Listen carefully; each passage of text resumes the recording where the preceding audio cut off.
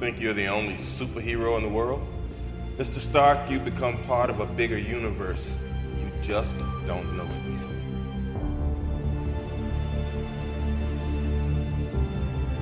The Avengers, Earth's mightiest heroes.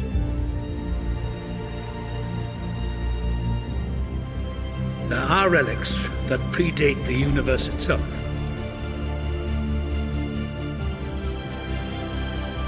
The Mind Stone is the fourth of the Infinity Stones to show up in the last few years. It's not a coincidence.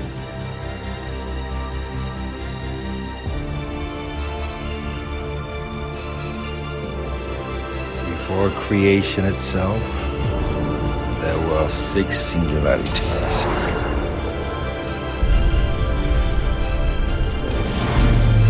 Forged into Infinity Stones.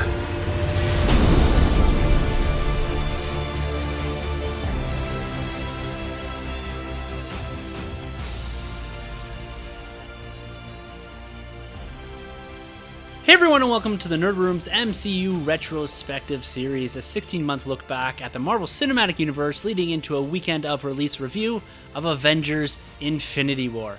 I'm one of your hosts, Tim. I'm Troy. And I'm Sunjay. And this week we'll be discussing Captain America, the Winter Soldier, the 9th entry into the MCU and the first solo Cap film set in modern day. Now this stars Chris Evans, Scarlett Johansson, Sebastian Stan, Anthony Mackie, Kobe Smulders, Frank Grillo, Emily Van Camp, Haley Atwell, Robert Redford, and Samuel L. Jackson, directed by Anthony and Joe Russo. That is a mouthful. Even the directors, there's not just one director, there's two. Two guys, which I think is very important here. But gentlemen, welcome back to the retrospective table. It's exciting to be talking about the Winter Soldier, and we're just coming off the back end of the release of the Avengers Infinity War trailer. Man, I'm so stoked because of this trailer to be talking about this movie. There seems to be some finality to Cap's arc in Infinity War, and I really think his solo story picks up in Winter Soldier. This is the first time we're seeing him in modern day doing his own thing. Guys, you got to tell me, how are you feeling about watching Winter Soldier, coming back to it for the first time, and for me at least, in probably a year or so? Yeah, for me it's been a couple of years, but I'm in awe. This movie's incredible. If you go back a couple Nerd Room episodes, we were doing a ranking of our MCU films. For some reason, I took this off my list. It's a tough one to do, but I took it off. But after watching this movie again, man, it's right back up there. It might be my number one MCU film. Wow. Like, I was sleeping last time, man. This movie is so good. That's high praise. Number one, High praise, man. Yeah, that takes out my Homecoming. That takes out my Black Panther. Those guys are 2 or 3. But you know what? Ultimately, it took out Civil War. I love Civil War. Yeah. But I thought, you know what? Civil War has Panther and has Spidey, but I'll have to bump that one out because I got a standalone Spidey. I got a standalone Black Panther. Winter Soldier's here to stay, man. It's such a good film. It's definitely my favorite Cap film. It's probably, like, I have it number 2 just behind Black Panther, but it seems to be the consensus. Whenever you ask, like, people, like, what's your favorite film, this one always gets mentioned, eh? Definitely. It's up there because, at least for me too, it seems to be a pivot point in the MCU. You go back and you look at, you have your Iron Man big standout, you have Avengers big standout. The other movies somewhat are there, right? Like, I really enjoy most of them, especially the first Avenger, and we always refer to the Winter Soldier effect, right? Right. It makes the first Avenger better. But it was this movie I found within the MCU. This is a third movie in Phase 2. We're coming off the back end of 2 okay to mediocre films in Iron Man 3 and Thor the Dark World. You can go back and check out our reviews on those. We weren't overly positive with those. But here is when I think the quality of the MCU turned. You follow on from this, you've got Guardians, then you go into all the other films that we like, Doctor Strange, Black Panther, even Age of Ultron. Like, we have almost a big shift in the universe again. You've got the Avengers, and then you've poured out the back end of that, and then coming into Winter Soldier, it's like, okay, we're in a different universe now. Everything following on from this has been a standout hit and a critical success. And I think the universe in itself has a lot to owe to this film because it pivoted. We refer to Ragnarok as Thor's Winter Soldier, right? Like, there's a reason why that constantly gets referred to, because it took a character that was a bit comic book-esque in the Avengers that we had a 1945 version of and brought him into modern day and made him a household name. Yeah, it's one of those rare sequels that actually holds up a lot better than the original. Like when you go through like the annals of cinema, everyone knows there's a couple ones that people mention, and this Winter Soldier is definitely one of them for me. This one is heads and shoulders. I like this head and shoulders above First Avenger. Yeah, no, definitely. This is a lot better than the first one, in my opinion. Yeah. And like you already mentioned, the Winter Soldier effect, this is where it all started. This is what, this movie is what made Captain America First Avenger so much better. Yeah. Right? And this movie really does stand pretty well on its own 2 feet, but also sets up so much more along the way. Yeah. When I went back and watched this specifically for this review, I wrote the word reveal down probably a dozen times, because as you're going through this movie, you keep having these big reveals. The story builds and builds and escalates to a point where you're like, okay, what else can they tell us? And then boom, the Hydra bomb drops. Yep. Yeah. And this is another movie that moved a character. You look at what Ragnarok did for Thor. You look at even what I feel some of the later Avengers films did for Iron Man, particularly maybe Avengers 1, how it moved a character into a different frame. This movie does that for Captain America. Like, it even kicks off in a way that you're just, this is so different from anything we've gotten before. You're expecting this Boy Scout, and you get someone that is just this incredible military precision, intense dude, but also has that heart of Captain America. Yes. We're going to get into all the discussion here. So, big thing I should throw out here at the start, major spoilers from Winter Soldier. I'm sure everyone listening to this has seen this in the past. This did come out in 2014. But spoilers going forward, and even all for the rest of the Marvel Cinematic films as well, because we're probably pulling some of those in here. But one thing I want to talk about, we always talk about the development of the film, kind of where it kicked off. I want to highlight here the two writers, Christopher Marcus and Stephen McFeely. Now, they did do some writing on Thor: The Dark World. They wrote this, but then they also followed the Russo brothers and wrote Civil War, and have both written Infinity War and Avengers Part 4, whatever it's going to be called. So these writers that wrote this film have continued through the Marvel Cinematic Universe and delivered some of the biggest movies, and one of the movies we're most anticipating in Infinity War. So I think it's cool that we've had this continuum of writers stemming from Captain America: The Winter Soldier. And it's an interesting thing here. Troy and I were discussing before we started this podcast about how Infinity War from the trailers feels a lot like Cap's story. To me, you look at the writers, you look at the directors, there's a reason why. It may be the avenue for the audience to go through Captain America, but you have these writers that have been consistently in Cap's universe writing a Cap-focused story for the last 4 years. So I wouldn't doubt if we see a lot of elements of Captain America and using him as the audience's way in Infinity War. Like, do you guys agree with that? Yeah, I completely agree, especially because coming off the heels of this film, I really feel like the MCU shifted its gears towards Cap more so than Iron Man. Yeah. I really feel like he took kind of like the Wonder Woman effect in the DCU. Cap, much like Wonder Woman, kind of stole the show and ran with it, and he's been running with it ever since. I feel like it's really been his world since this film. Oh, yeah, absolutely. I think Cap, he's the heart of the Avengers, right? He's like the one we all identify with. He is always doing the right thing. There's a reason for that. He's just so likable. He's such a good character. Everyone loves him. You don't have to be American to love Captain America. Just even on Twitter before I came, a lot of people were talking about how Captain America is their favorite Avenger, and That's I would a nice agree. little Twitter battle. Yeah, Oh, yeah. It's like the opposite of a battle because we were actually agreeing for Everyone's once. just high-fiving about Cap. Yeah. Twitter high five. Yeah. So Captain America, but it's really interesting when you look. Maybe we'll get into the box office gross later. But if you look at that, I mean, his numbers are way down compared to Iron Man. Yeah. Well, you even look at Civil War. Yeah. Like, it's been outperformed by Black Panther already. Yeah. And Civil War was a pseudo Avengers film with a Captain America story. Yeah. So I think that's what we're going to get in Infinity War, but Infinity War is going to be on a much grander scale.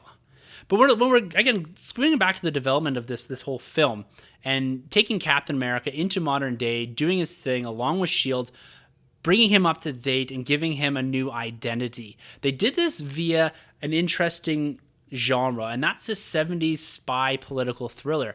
And I really, really like what they did here, what the writers and the directors did with this, because they took something like Captain America and made him extremely relevant to modern day. You not only take the character and drop them into 2014, but then you make the movie and surround it with the idea of surveillance and drone strikes and antitrust, everything that we're dealing with, Snowden, WikiLeaks, and you put that into a film and you surround Captain America with that. So not only do you take the character and modernize him, but you take that whole story and make it perfectly relevant. So you give that political end of the thriller, and you make this something that feels real. I think that's why a lot of people connect in with this film, is that you're taking Captain America and essentially making him deal with things that we're all dealing with right now. And what I love about this is how they seeded so much of Civil War in here, whether by accident or not, because of the way they set this film.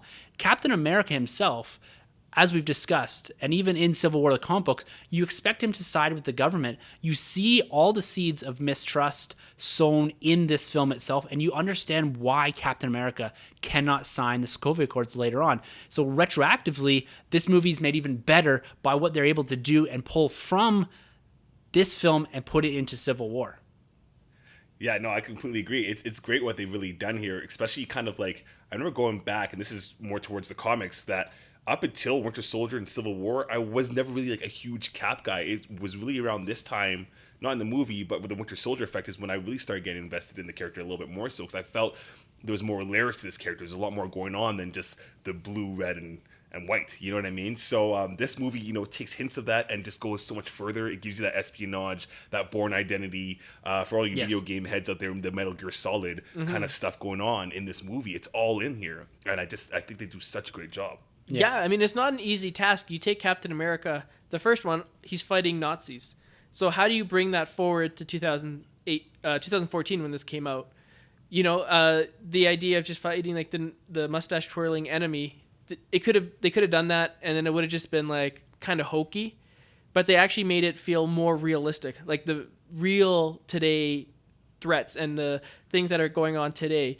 You know, unfortunately, maybe the Nazis are coming back. I don't know. No, dipping our toes into that political end of things. Yeah. But you're right? The advantage they didn't have with Captain America is that they did with Iron Man and Thor is in their solo films, they were able to go and drop them back into the universe they already established. Thor went back to the Warriors 3 and Loki and Odin and all that. And Iron Man went back to Pepper Potts, Happy Hogan, and his universe. So they had to reconstruct everything around Captain America because he essentially had nothing to go back to. So sticking with S.H.I.E.L.D. makes absolute perfect sense. And, you know, using characters like Black Widow and Nick Fury in here, again, bring this movie and make it relevant. It doesn't beg the question of where is everyone else that the other two films do. And we tried to explain our ways around that in the previous retrospective episodes. But this one, I find myself never questioning where are the Avengers. Well, this is happening within a couple of days, but at the same time, you're not going to call Iron Man. This isn't Iron Man's thing. This is something that escalates very rapidly, and you don't know who to trust. You don't know if Tony's on your side, whatever. So I like how they set all of this up and modernize Captain America. Yeah, you're only calling Tony if you have a birthday party. Exactly. Which is interesting. This is probably a good time to get into that. This movie happens after, presumably, Iron Man 3. Yeah. But they're asking for Iron Man, but he shouldn't exist, right? Right, exactly, because he's no longer Iron Man. Yeah. It's kind of weird. Anyway, small continuity error. Yeah. Let's talk a bit about the Russos here. Joe and Anthony Russos. Now, they're relative unknowns up until this point, really.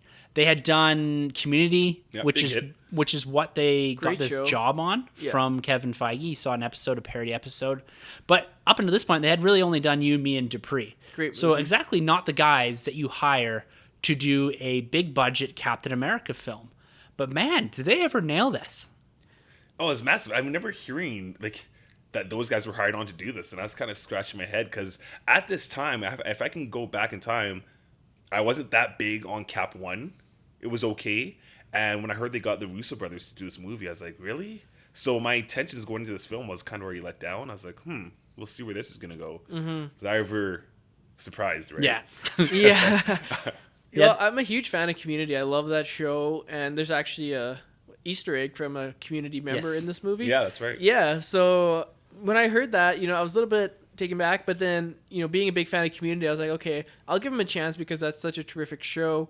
I wasn't quite sure how this was going to fit. A lot of times, it's about that kind of out-of-the-box casting or that out-of-the-box choice. And this time Marvel, they took a chance on relatively unknowns, and they delivered.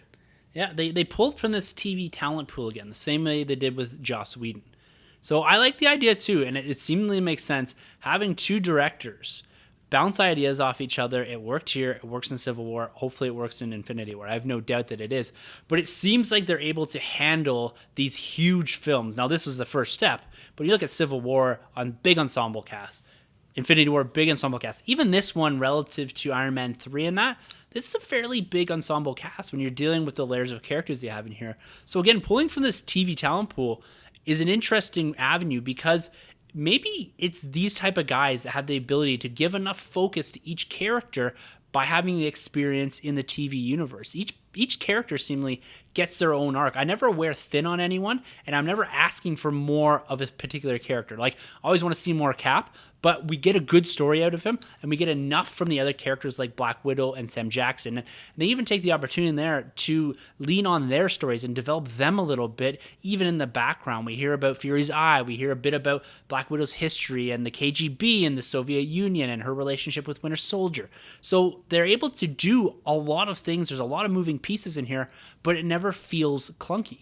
Yeah, and I'd say that's like their specialty, from this film, but especially even going into Civil War, focusing on every character. A big thing with a lot of these superhero films as they get bigger and as they do these world-building movies is you got to really concentrate on all these other characters. It's really...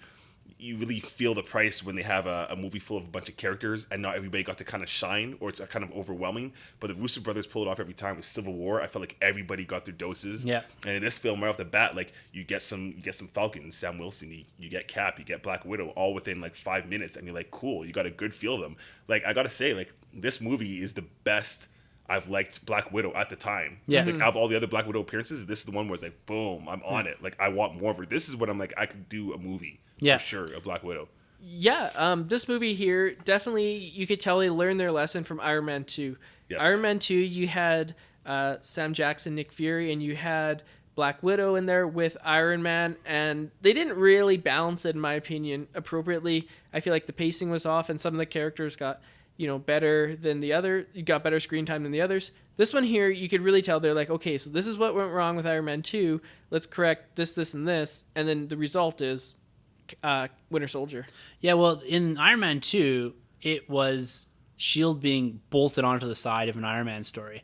This movie is Captain America within a S.H.I.E.L.D. story. Mm-hmm. So they integrated it where S.H.I.E.L.D. in Iron Man 2 was there for a purpose. It was there to prep for Avengers, and it was a tag-on. This is an integral part of the whole storytelling mechanism, and I think it's the exact way they need to go. Like, if you had asked me, the reason I'm not a screenwriter, I probably wouldn't have went down this route, but having seen this, it's genius. It's on point. It's genre defining. It's character defining. So I'm gonna say, spoiler alert, if you haven't gathered it already, this is one of my favorite movies, and I think this is one of the best MCU films. Yeah. Do you know what's interesting is if you look at the Rotten Tomatoes score, this one's just average. Yep. There's 18 MCU films as of today. This one I think comes in at number 10. Wow. So they have 9 above and 9 below. Or is that the math right? Something like that. This is the movie that's right in the middle, even box office wise too. Yeah, which is strange because just taking the pulse of this room, we would probably, if we were to rank them combined, would probably be no less than 2 or 3. Yeah.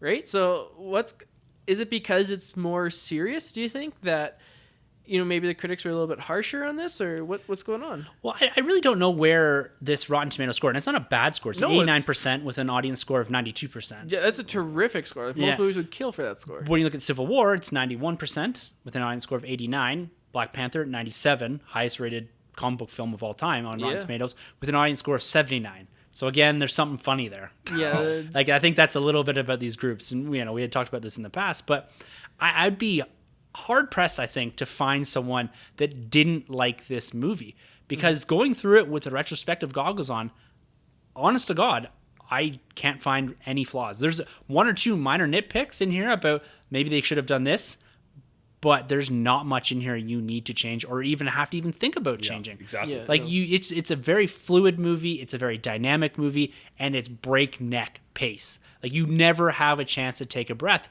And I say that, but there are slower moments, but you're always learning. You're always engaged with the characters. You never can take a break, get up and take a piss while you're watching this because you're afraid of missing something. Yeah, it's really like an album that is flawless, where you can just let it go and you never have to skip a track. Yeah, exactly. Just let it play, and that's what you can do with this film. Exactly. Yeah. And Sunjay, you mentioned box office here. Now, this thing pulled in $95 million in the domestic box office in opening weekend, which at the time was considered a really great opening. The MCU, as far as box office, isn't quite what it is today when we're debuting to $202 million for Black Panther. Civil War debuted to $175 million some odd.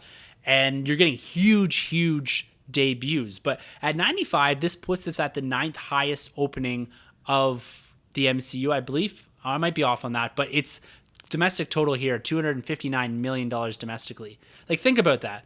That's Winter Soldier's total domestic haul, $259 million. Black Panther did that in like 5 days. Yeah. Well, Black Panther's a special film. I mean, you can't compare stuff to Black Panther because that's like an outlier. It's like when you're comparing hockey players and you mention Wayne Gretzky, it's unfair to mention compared to that. But like, you're right, compared to other films, like $259 million is just okay. Okay, yeah. Like, if this, let's say this movie, build the MCU the way, and let's assume that Cap doesn't have this film until Black Panther. Let's flip this movie and put it in Black Panther's spot. Does it do Black Panther type of money? No. No, you don't think so? No. Black Panther was an event film. It had so much going to it more than just being a superhero film. Cultural thing, diversity. It had, it was, it was a special film from that. For sure. The quality I find is the same. Yes. But in the sense of what Black Panther means, I think you're right. I think that Captain America just doesn't have that same appeal to broadening, to diversifying, to giving a chance to a character that hasn't had any screen time really outside of Civil War, and really pushing them and giving, I think it's really about that opportunity, right? To show what this character can do, and boom, you created Wakanda. Yes. But nonetheless, we are here to talk about Captain America. So this film did pull in $714 million globally. So it didn't hit that $1 billion mark. Still a fairly good haul. I think they're very pleased with this, but it still puts it about halfway down, right? It's not getting, as far as its total domestic haul, it's not really even above Iron Man 2. It's not at all. Iron Man 2 did $312 million. Wow. The momentum going, though, I guess, with Iron Man 2. Yeah. Anticipation coming off of Iron Man 1. Yeah. Was this like released during a busy summer? I can't remember. April. It was released, so it probably had like space, unless there was like a huge movie that came out right before. This was when 2014. So summertime you're looking at, I think the Amazing Spider-Man 2 came out alongside. Great and film. there's an X-Men film in there, and then Guardians Days of Future Past. Yeah, that's right. Days of Future Past, but that probably wasn't until like May or I can't remember when that No, came I out. think Days of Future Past and this were maybe it's Spider-Man and this was close. Yeah, there's something there. I'll check. But it didn't have the same legs, right? Yeah. Like, it just, the MCU isn't what it is now, even in 2014. 4 years removed, we're in a very different space with the MCU than we are here. Yeah. Like, this movie, I think, goes a long way to contributing to the success of the MCU now. Yes. And about being quality, as well as giving the fans what they want, as well as delivering a big story. Right. But it's not Black Panther. It's not Age of All. You know what I mean? We're not in that same headspace that we are now in 2018 going into Infinity War. So, and this was the last MCU film coming off of the heels of the Avengers run, right? Because actually, no, Thor was still Dark World come out before this one. Yeah, Dark World and this Iron was Man the 3. last one then, right? Yeah. So like you already lost the momentum off of Avengers. Not everybody was really on board with Captain America 1. Yeah. So yeah, you're 2 years removed from Avengers. Yeah.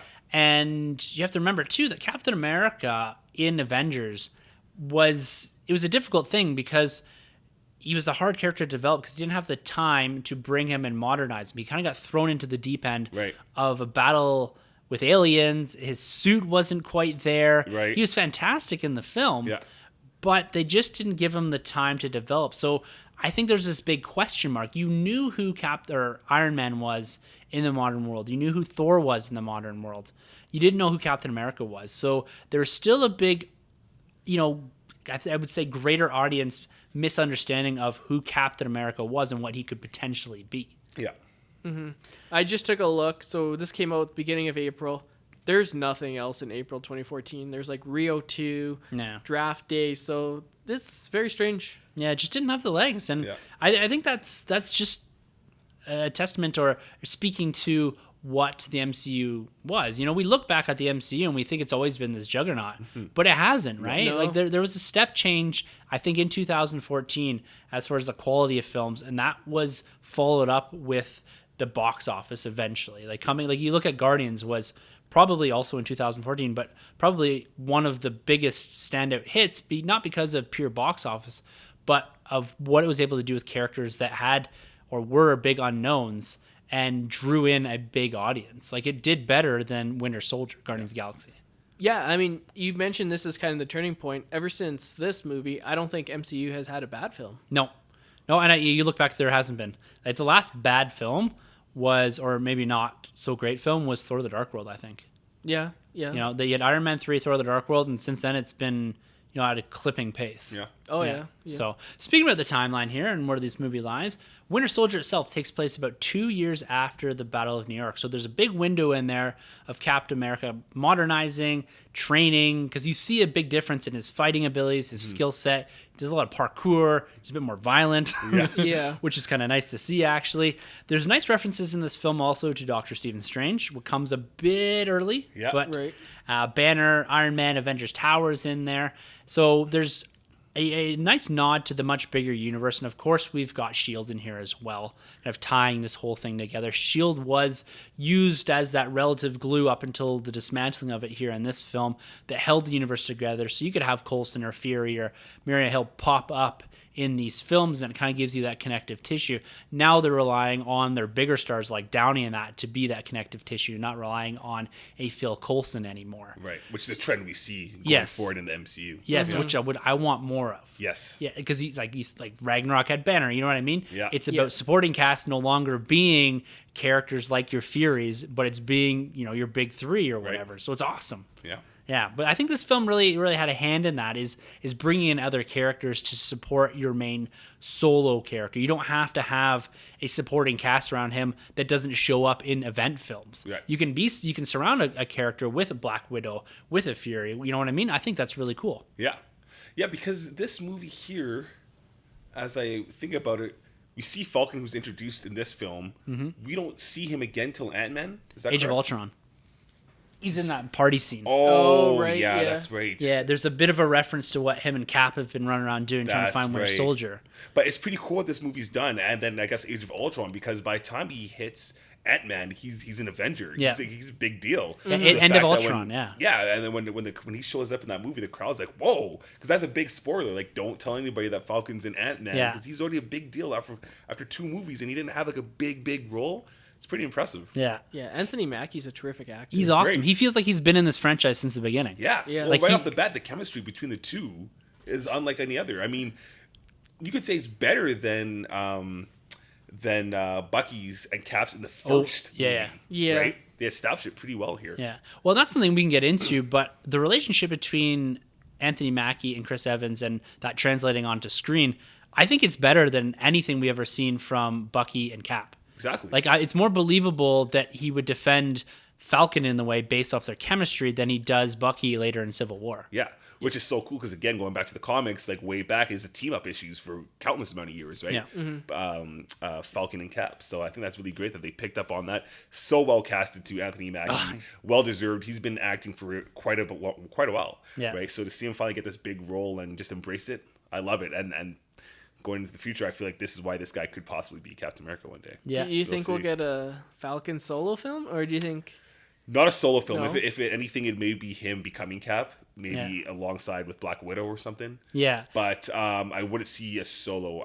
I would see a solo Falcon film, but I don't see a solo Falcon film. We'd see a solo any MCU film. Yeah. Like, it doesn't even matter. Now, this movie in itself was adapted from Brubaker's run on Captain America. This is Captain America Volume 5. And a lot of this is drawn directly from issues 1 through 6, or at least the basic concepts and ideas surrounding the Winter Soldier and Captain America. It's the Out of Time arc. if you haven't read Captain America and you want to get into a great story, they've been a bit hit and miss over the last couple of years, but Brubaker's run of Captain America is absolutely incredible. We just made reference to Bucky picking up the mantle potentially someday. This comes out of this run eventually. The Winter Soldier reveals in there, their first 6 issue, it all happens. So if you want to get into a Cap and you love this film, go back to Volume 5 of Captain America written by Ed Brubaker.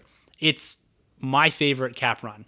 And I think they go about 30, 40 issues or so, and then they pick up back into the 600s and that. It's a fantastic run. There's a lot of Black Widow in there. There's Bucky. You get the death of Captain America coming out of the back end of Civil War and all the integration into that. It's awesome, awesome stuff. So if you like this, 2005, Ed Brubaker, Captain America Volume 5, head to that. And that's what it's all about, too. When you make these movies and they're titled off of these comic books, granted, they might not necessarily be pound for pound an adaptation of the book, but it's kind of cool to be like, hey, like, you like the movie? Well, there happens to be a title in the books. Go back and check it out. Like, why not? I mean, doing this retrospective series, like, yeah, we'll plug it every now and then because we want to get you guys out there reading these books because that's where it all started. Yeah. Oh, absolutely. Yeah. And a lot of the times, as much as we like the movies, we enjoy the books more. Yeah. It's the age-old adage, right? I mean, we all love the movie, but then everyone always says the book is better. Yeah. Yeah. Right? And a lot of times comic books, same thing. Yeah, and comic books walks that very fine line, right? Because like you said, Troy, it's not a page for or panel for panel adaptation of what they do in that arc, but it takes the important elements and translates them onto the screen into something that you can consume as a film. Like, you look at comic books, they're very suited in that media, right? Like, you can't translate a lot of that directly onto film, but you can take the really important elements of it and embed that into your script, and you get something like this. Yes. This is a great adaptation of the work that Brubaker did. The Russo brothers went and met Ed Brubaker before putting the script together, get a feel for the Winter Soldier, get a feel for Captain America. So it's great that you see them leveraging the expertise of the actual creator of this arc, because that was a big controversy at the time too, is that Bucky was one of those characters outside of Uncle Ben and a few others that had stayed dead for almost ever. Like, he died in the early parts, or coming out of the back end of the original Captain America arc on the rocket, the same way that Captain America, when he fell off, Bucky was strapped to that rocket and blew up with it. So the death of Bucky was something that stayed through Marvel from the 60s, like even from the 40s, really, when this was originally written. So it's interesting that in 2005 they decided to bring him back, and it was probably outside of maybe some of the DC stuff that I'm not familiar with, but it had to be one of the most shocking reveals, I think, in comic book history. Well, it's funny because, I mean, Sunjay, you could probably back me here. It's really funny because, you know, when you think of original Bucky for Marvel, you kind of think of Batman's Robin. Yes. Right? Absolutely. They always kind of go up pound to pound. And it's funny because way back in the 80s, they killed Jason Todd, who was the second Robin. Right. But it's funny because around this time in 2005, I'm pretty sure it's around that time, they brought back Jason Todd. So it's funny. I don't know who did it first, and I'm not trying to start any debates or any beef, but I just found that really interesting that both these characters have come back, and they came back in a big way, and like anti-hero, like kind of besting their masters or their I guess they're captains, the people they mentors. Their mentors. Thank you. That's what I'm looking for. You know what I mean? So it's really interesting that they did that. Oh, yeah, absolutely. And give them props for keeping him dead for so long. I mean, in comic books today, people die and they're back in like a week. Yes. You know, like, deaths in comic book films hold no water now. You know, someone dies, no one buys that issue because they're going to come back in a week. Exactly. Yeah. So back then, though, when people died, they stayed dead. And so for them to bring them back and hold off for 50 years, that's to be applauded. You'll never see that again Ever. in comic books. No way in heck. No, they just recently killed off Bruce Banner. He'll be back, right? They tried to kill Tony Stark. They killed Logan or Wolverine, and he's back already? Yeah. That was like a 2 year. They sat on that for a little bit. Yeah, 2 years we consider long now, right? Yeah. Imagine 50 years. Like, I can't even think of another character that stayed dead for that long. Uncle Ben. Yeah. Wait till he comes back as the Spring Soldier. They'll never bring him back. The Spring Soldier. Yeah, a little spring in my step. With great power comes great responsibility. Oh, jeez.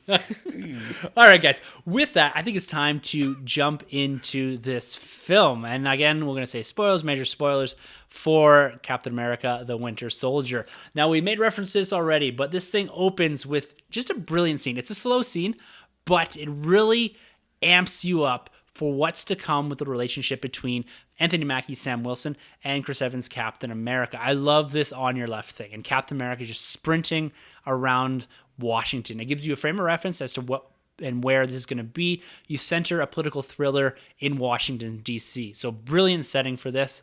But like you said, the chemistry between these two, it's palpable, it's there, and it's immediate. Like, I can't get over that Falcon hasn't been in another movie, because you would have swore he was coming out of Captain America's solo film roster, the way that they interact here. Yeah, it's great, and it's so organic, the relationship, how it builds. You know, they don't beat you over the head with it. It's very subtle, and they have something to bond over, these two, right? And you just want to be bros with these dudes. Yeah, they're just right? so cool together. It's fantastic stuff. I want to go to the gym with them and just get outlifted by both of them. Yeah, these guys are absolutely huge. But I like the fact that the point that you made there, Troy, is they have a simple connection. It's through their military background, right? So they immediately get each other. They talk about sleeping on rocks and how they feel like when they're on a bed, it feels like a marshmallow. So I like that immediate connection. They have something to bond over, that this just isn't, oh, I happen to run into you in the park. Yeah. Right? It's not it's a bit of a happenstance for them meeting, but the immediate bond, because, you know, Sam Wilson knows who Captain America is. Yep. And later on, it's not something either that requires a huge amount of build to believe that they could be friends, because he essentially goes away for now half of the movie. Yeah. We get a brief introduction, and then they pop back up in the later film and ask him for help. So I like that immediate build, kind of jumping into something, and then boom, we're off to the races. Yes. But before that, I just want to talk about something that's interesting. This is something that's going to come up in a different podcast, actually. It's the list. So we're not going to run through it here in too much detail, but I thought it was a cool concept that they're able to bring, just having and getting this idea to the audience that Steve Rogers is still trying to catch up with the modern world, this man out of time. This is something that's very typical for a Captain America story, and I love it. I love how they're able to capture this. And this list is brilliant. It's got a moon landing on it. Things like Star Wars and Star Trek. It's got that Sam Wilson suggests Marvin Gaye's Trouble Man album. Yeah. So it's really cool how they're able to take that and just say, look, he's still trying to catch up. He's still this man out of time. But here we go. This is something that you can grasp onto, and something that we're going to probably take here and feed this into something a little different. So just a little tease there.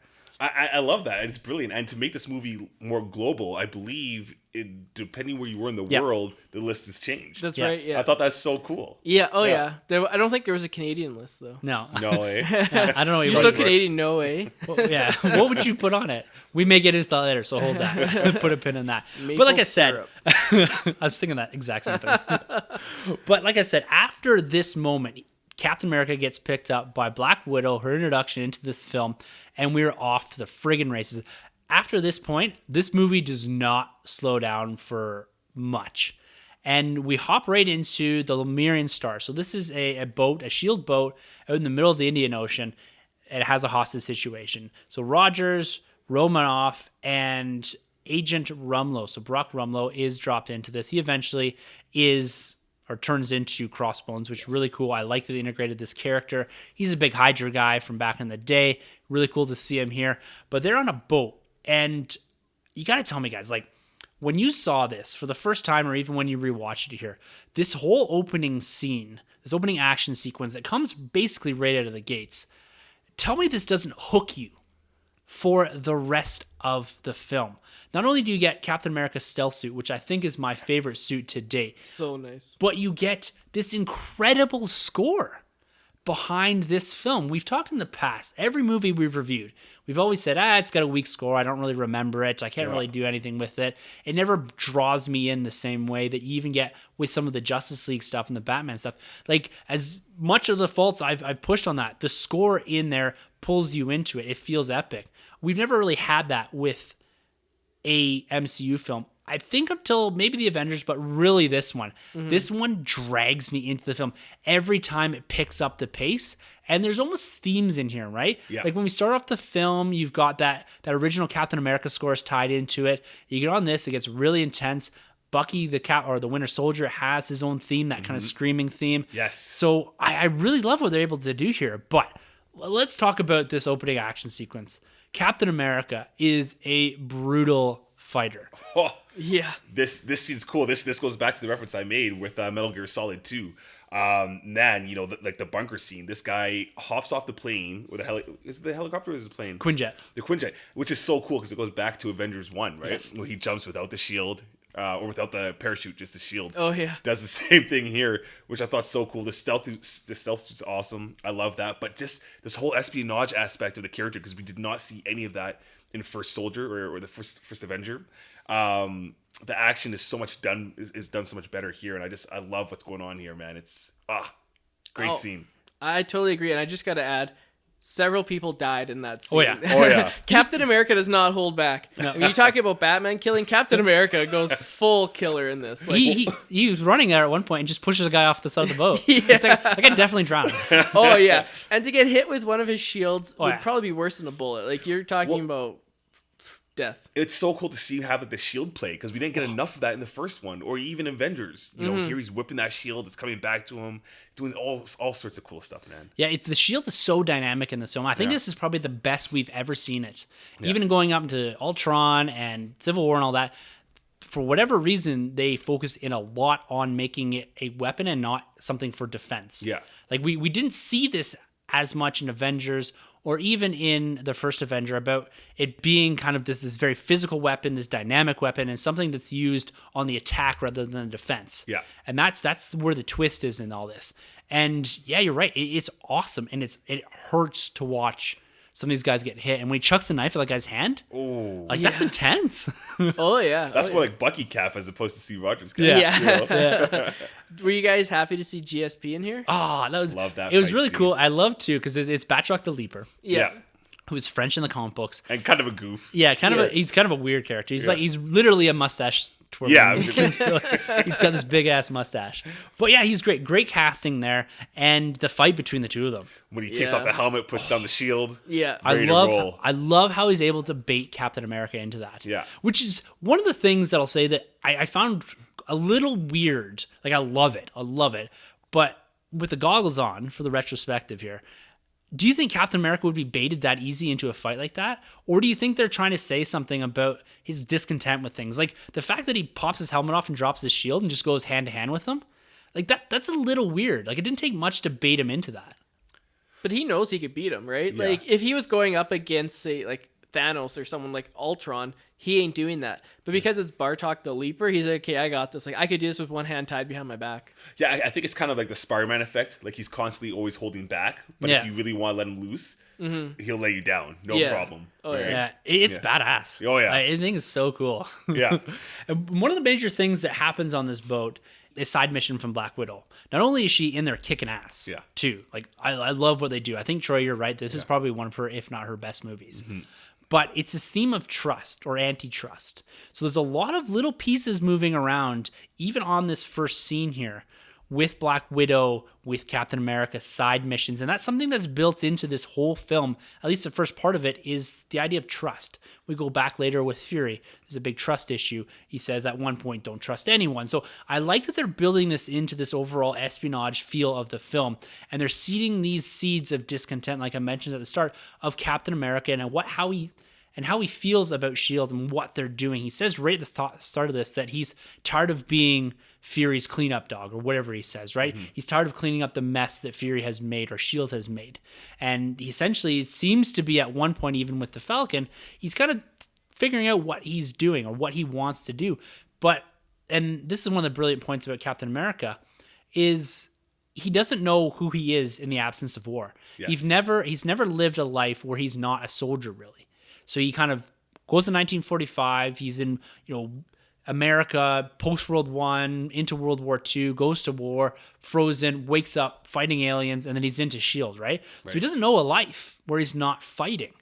And so it's an interesting kind of twist on the whole thing where he's starting to say, like, I'm a bit tired of this. Like, I don't know what my next step is, but this isn't it. And this builds, again, really well into Civil War. So we jump from this incredible hostage scene into Washington, D.C., back to the Triskelion. I love this. This is the Ultimates, or from the Ultimate Universe, the S.H.I.E.L.D. headquarters that they've pulled on, which is really cool. It looks exactly the same, too, which I absolutely love. But he goes here, and we meet up with Fury for the first time in the film. And again, this is a confrontational interaction between Fury and Captain America. He's again talking about trust, compartmentalization, and eventually we get to the idea and kind of the seeding of this overall main, I'm not going to say MacGuffin, but what the whole movie is kind of chasing in this Project Insight. The essential, these 3 next generation helicarriers, they're going to be networked through a satellite that are essentially going to neutralize a threat before anything can happen. So It's Minority Report. exactly, very Orwellian. It's interesting because you think about what's going on now politically. It's someone else is playing judge, jury, and executioner. In Cap says this right in here that this isn't freedom, this is fear. Yeah. And again, it builds really nicely into this Arnim Zola scene that we get a little later on about how they had to seed the chaos, the wars, the fear to eventually have humanity give up their freedom instead of trying to take it from them. So it's so cool how they're able to pull all of this together later on in the film, but a lot of it starts here with this scene with Fury and Captain America and him eventually seeing what they're doing down in the basement of S.H.I.E.L.D. Yeah, again, I just love the layers that are going on throughout this film, right? I've always loved one of the strong points is the relationship between Cap and Fury, even going back to the comics and going to the films, what they've established. You go with Avengers 1 or even the end of Captain America 1, First Avenger, you get to see the dynamic between the two. So again, you get more of that going on here. It delivers, and overall, it's a great scene. It's one of 2 great elevator scenes that we get about this film. Yeah, nice foreshadowing. I like the little story that Fury tells Cap. Yeah. Was it about his dad or his grandfather? Yeah. He was coming home and he get jacked. And Had a 22. Yeah, I like that. I always thought that was one of the better anecdotes that he told. Yeah, and then there's a great line in there about his grandfather loving people, but he did not trust them. Yeah. Mm-hmm. So again, ties very nicely into this theme, and it really parallels and reflects Captain America, right? Yes. It's, he loves the idea of humanity, of people, but he seems to be having a hard time trusting them. Yeah. So like you said, it's a great anecdote, and it really ties up a lot of the Fury and Captain America. It's almost like they're on opposing ends here, right? Yeah. Fury does see that there's an issue, but he's looking at the greater good almost. He's saying, if a few people have to die to make the world a better place, he's willing to pull that trigger, right? He's playing that role, where Captain America doesn't see it that way. He doesn't see there needs to be death to have freedom. There doesn't need to be death to have security. And I like the opposing views in that. They're on the same side, but with opposing views. So it's an interesting position for both of them to have. Now, coming off the back end of this, Captain America leaves in a little frustration from the Triskelion, and he goes into probably one of my favorite scenes in the film, and that's the Smithsonian scene, where he walks in and goes through the Captain America exhibit. Now, this is probably one of the most creative and best ways I've ever seen to catch an audience up on a character without using flashbacks or callbacks or anything, or massive exposition about, you fought in World War II with Bucky and the Howling Commandos and all this. No, it just walks you in and shows you. This is something that's believable to be in the Smithsonian, and him just walking through it. You're talking about Bucky Barnes, the Howling Commandos, how he was the only one to give up his life. A lot of foreshadowing in there for those that weren't aware of who Bucky Barnes was and what was coming a little later on in the film. But tell me, guys, this is great, isn't it? Oh, it's literally a history lesson within a history lesson. Yeah. It's genius. Mentioning Bucky Barnes, it's funny going into this film, because all of us here, we get it. We get Winter Soldier. We know who Bucky was, and we know who he becomes. He becomes the Winter Soldier. And I remember when we saw the trailer to this film, the trailer shows, Winter Soldier, he does the whole shield catch and all that kind of stuff. Right. And I'm just like, oh man, that's so cool. There goes Bucky. And I remember my wife / girlfriend at the time was like, whoa, spoiler. And I'm like, what do you mean spoiler? That's Bucky. Everybody knows that. And then I'm like, oh, shoot, I guess that is a spoiler. You might not know that Bucky turns into this character unless if you're into the comic books like us. So funny side fact there, which something I never really paid too much attention to. But overall, going back to what you mentioned, it's a genius way without doing a whole flashback of just catching right up to date. You get to see the whole gear in this museum. I love the little connection that he has with the kid. Yeah. It's just enough. They didn't hold on to it too long. And overall, man, it's a great scene. Oh, yeah, I totally agree. The one thing is, how does no one else recognize that's Captain America? He's got, the MCU, camouflage attire, the hat and the jacket. You wear that in the MCU and no one knows. Even Hulk could wear that, hulked out. just like with a cap It's a very over. large man. Yeah. Catch the memo in Civil War, right? I think it's like him, Bucky, Falcon. They all rock like the hat, Yeah. the jacket, the shades. Yeah. I was like, okay, I'll buy it. Awesome. Well, I you think can do that now. I think in the absence of this scene, a lot of people don't get Winter Soldier's reveal. Yeah. Like there's no impact there. And there's a scene later on with Skinny Steve and Bucky that you could have put in here, right? You could have had them like daydreaming and had that scene in here, but it doesn't work. It would have felt like you stopped the movie specifically to set up the villain. This is natural. It's organic, and I freaking love it. It's so good.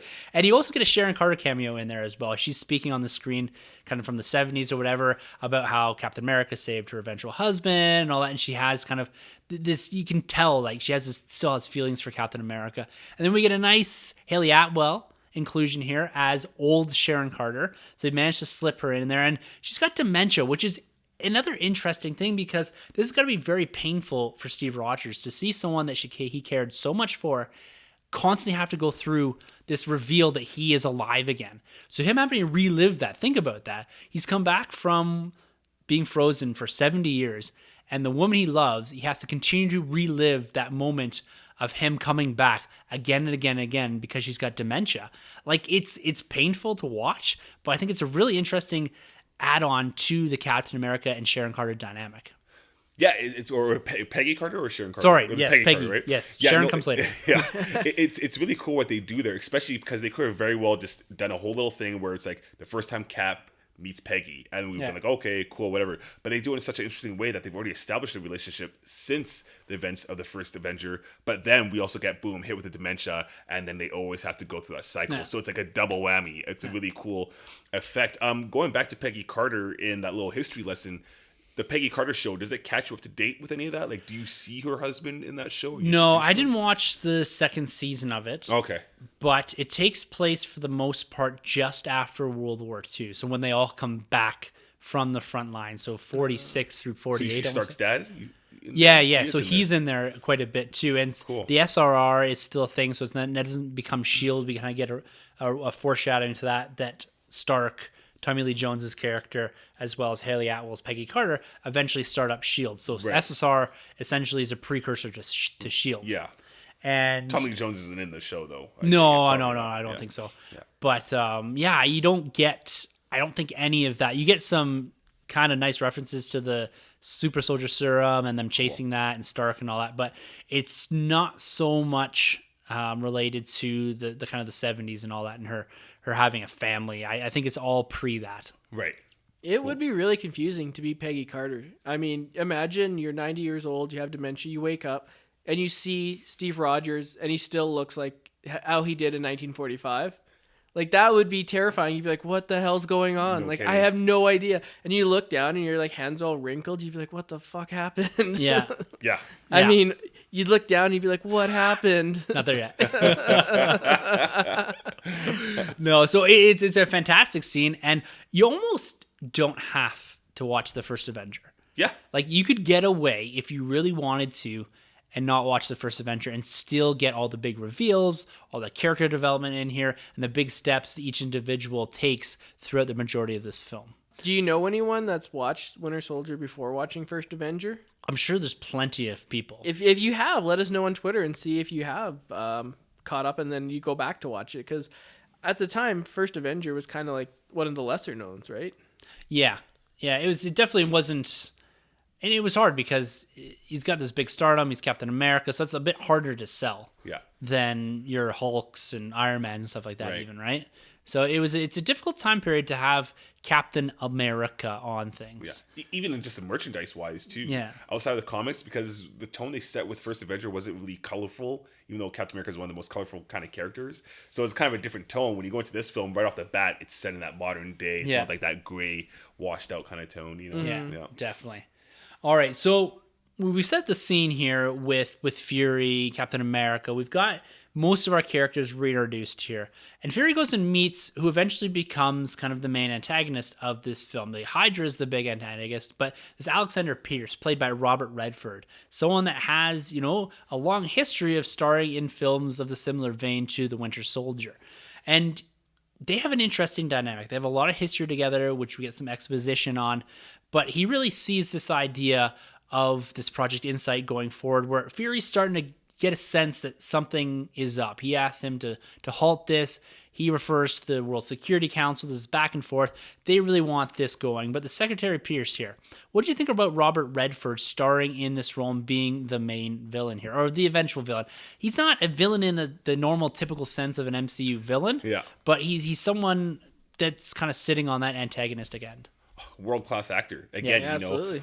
Coming off Iron Man 3, obviously, we got a big hit, a heavy hitter, Ben Kingsley, which was huge, obviously, but this was a world-class actor done right. Obviously, in this world, what they did with the switcheroo is so much better than what they did in You mean Iron he's Man. not just another actor, Robert Redford? Yeah, but again, this is like what's, like the MCU. Like we got Anthony Hopkins in Thor, and then you got Ben Kingsley in Iron Man 3, and then you got Robert Redford in Captain America. Like these are heavy hitters where it's like making you have to take this world, the superhero genre, seriously. That if these guys are doing these kind of movies, right, is a big deal. So it's a game changer, and he delivers. I think in this film, I think he's pretty good. I didn't quite get the twist at the beginning. I was like, where's this going? And then right in the middle, I was like, wow, okay, I see what they're doing here. Yeah. And it's great. Yeah, because you don't get a feel that he's the villain. Yes. Until really the flip and reveal. And then in retrospect, you're like, this all makes sense. Exactly. Because at a time here, they're trying to set Fury up to take the fall. There's this money trail that leads to Fury. They're sowing a lot of seeds of mistrust in Nick Fury himself, setting things up in the background, and you had this Black Widow thing. So I think they do a great job at giving you a whole bunch of misdirection, but also it's all pointed in one way. It's not a whole bunch of things that don't really matter. Right. They're not threads that are left dangling for later on. It's all tied up nicely, but they do a good job here of not saying, hey, Alexander Pierce is clearly the villain, because he's not off like, dumping sewage. You know what I mean? He's not doing typical villain things. He's just there. He's the head of the World Security Council. So you make an assumption that although his motivations might not be exactly as Captain America wants them to be, he seems like a reasonable human, the greater good type of guy. Right. Especially from what they established between the dialogue you have of him and Nick Fury. Yeah. Right?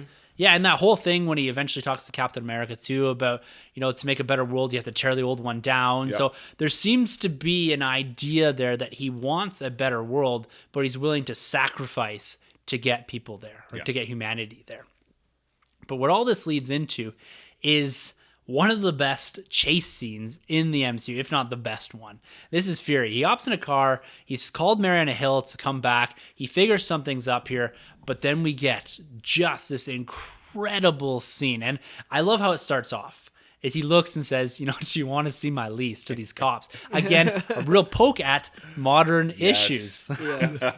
So it starts and it just keeps going. It's an intense scene. You got these cop cars. You've got the bullets riddling here. This is something that I've always liked about the action scenes here. And when we get back onto the overpass, is that they're not afraid of just firing everything. It's not like 2-3 guys with handguns. These guys are using automatic weapons, these big machines. The car that Fury is in is cool. What did you guys think about this chase scene? I love it. Oh yeah, this chase scene, I really, really loved it. As you said, Fury's car was the cool thing where it had all the technology and stuff where it said shield damage or Windows 50%, 40%. That was really cool. And then you got the Winter Soldier at the end when he throws the car bomb. I love this car scene. I love this chase scene. It's up there. It's one of the best cinematic car fight scenes ever. Yeah.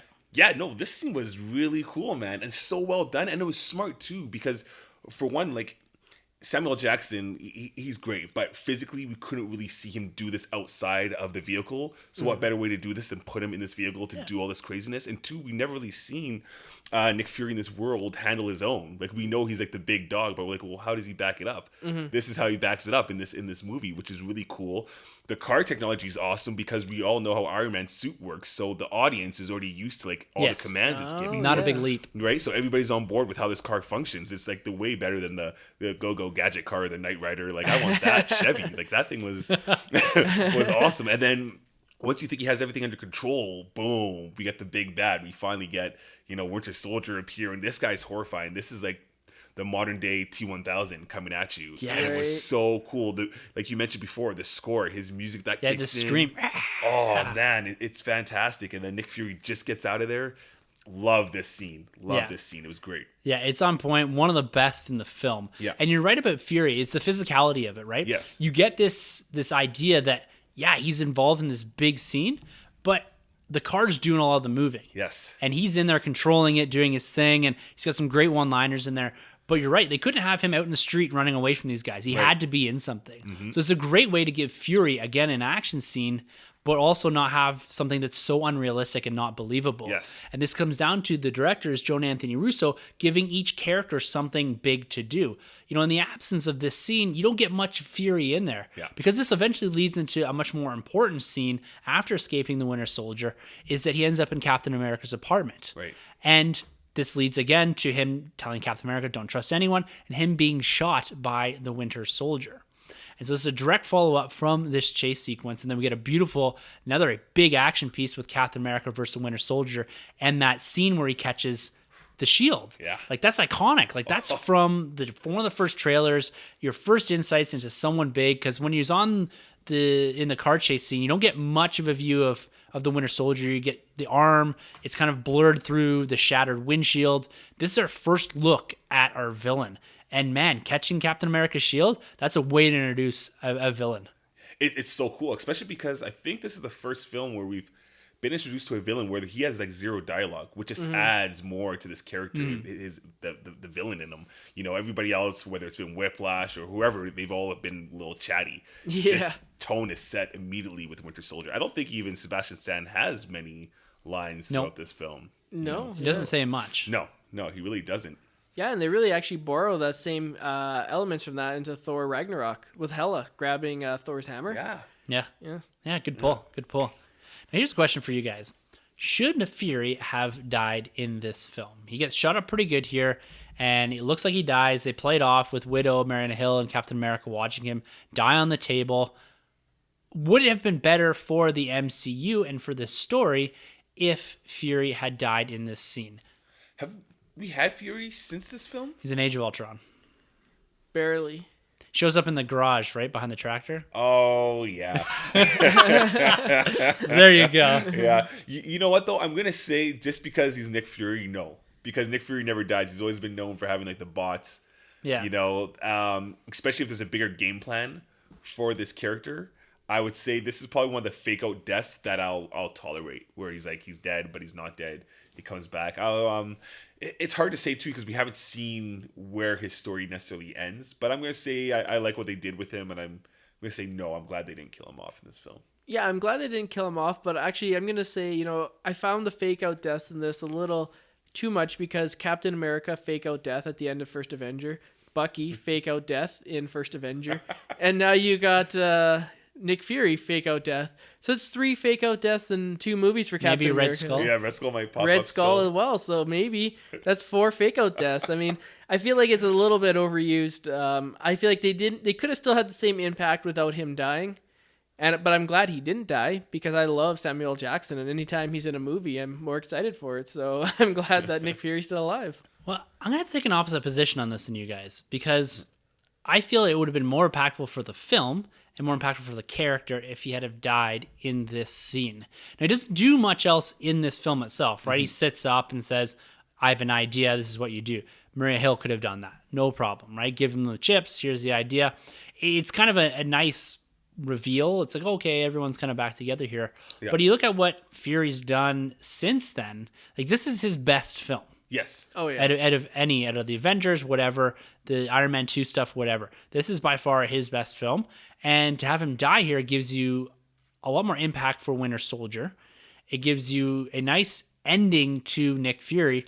And then you look at what they did in Ultron. That's just a throwaway just for him to be included. But now going to Captain Marvel, they're going back and reusing him in other films pre-Winter Soldier. Right. So, have they said it's going to be Samuel Jackson? Yeah, too? it's it is him. him playing him. They're just kind of de-age him. I guess they're going to de-age him or a bit. something because he has 2 eyes. Or Yeah, both he eyes. just posted a tweet actually of them putting all that goop on his head to make a model of his face.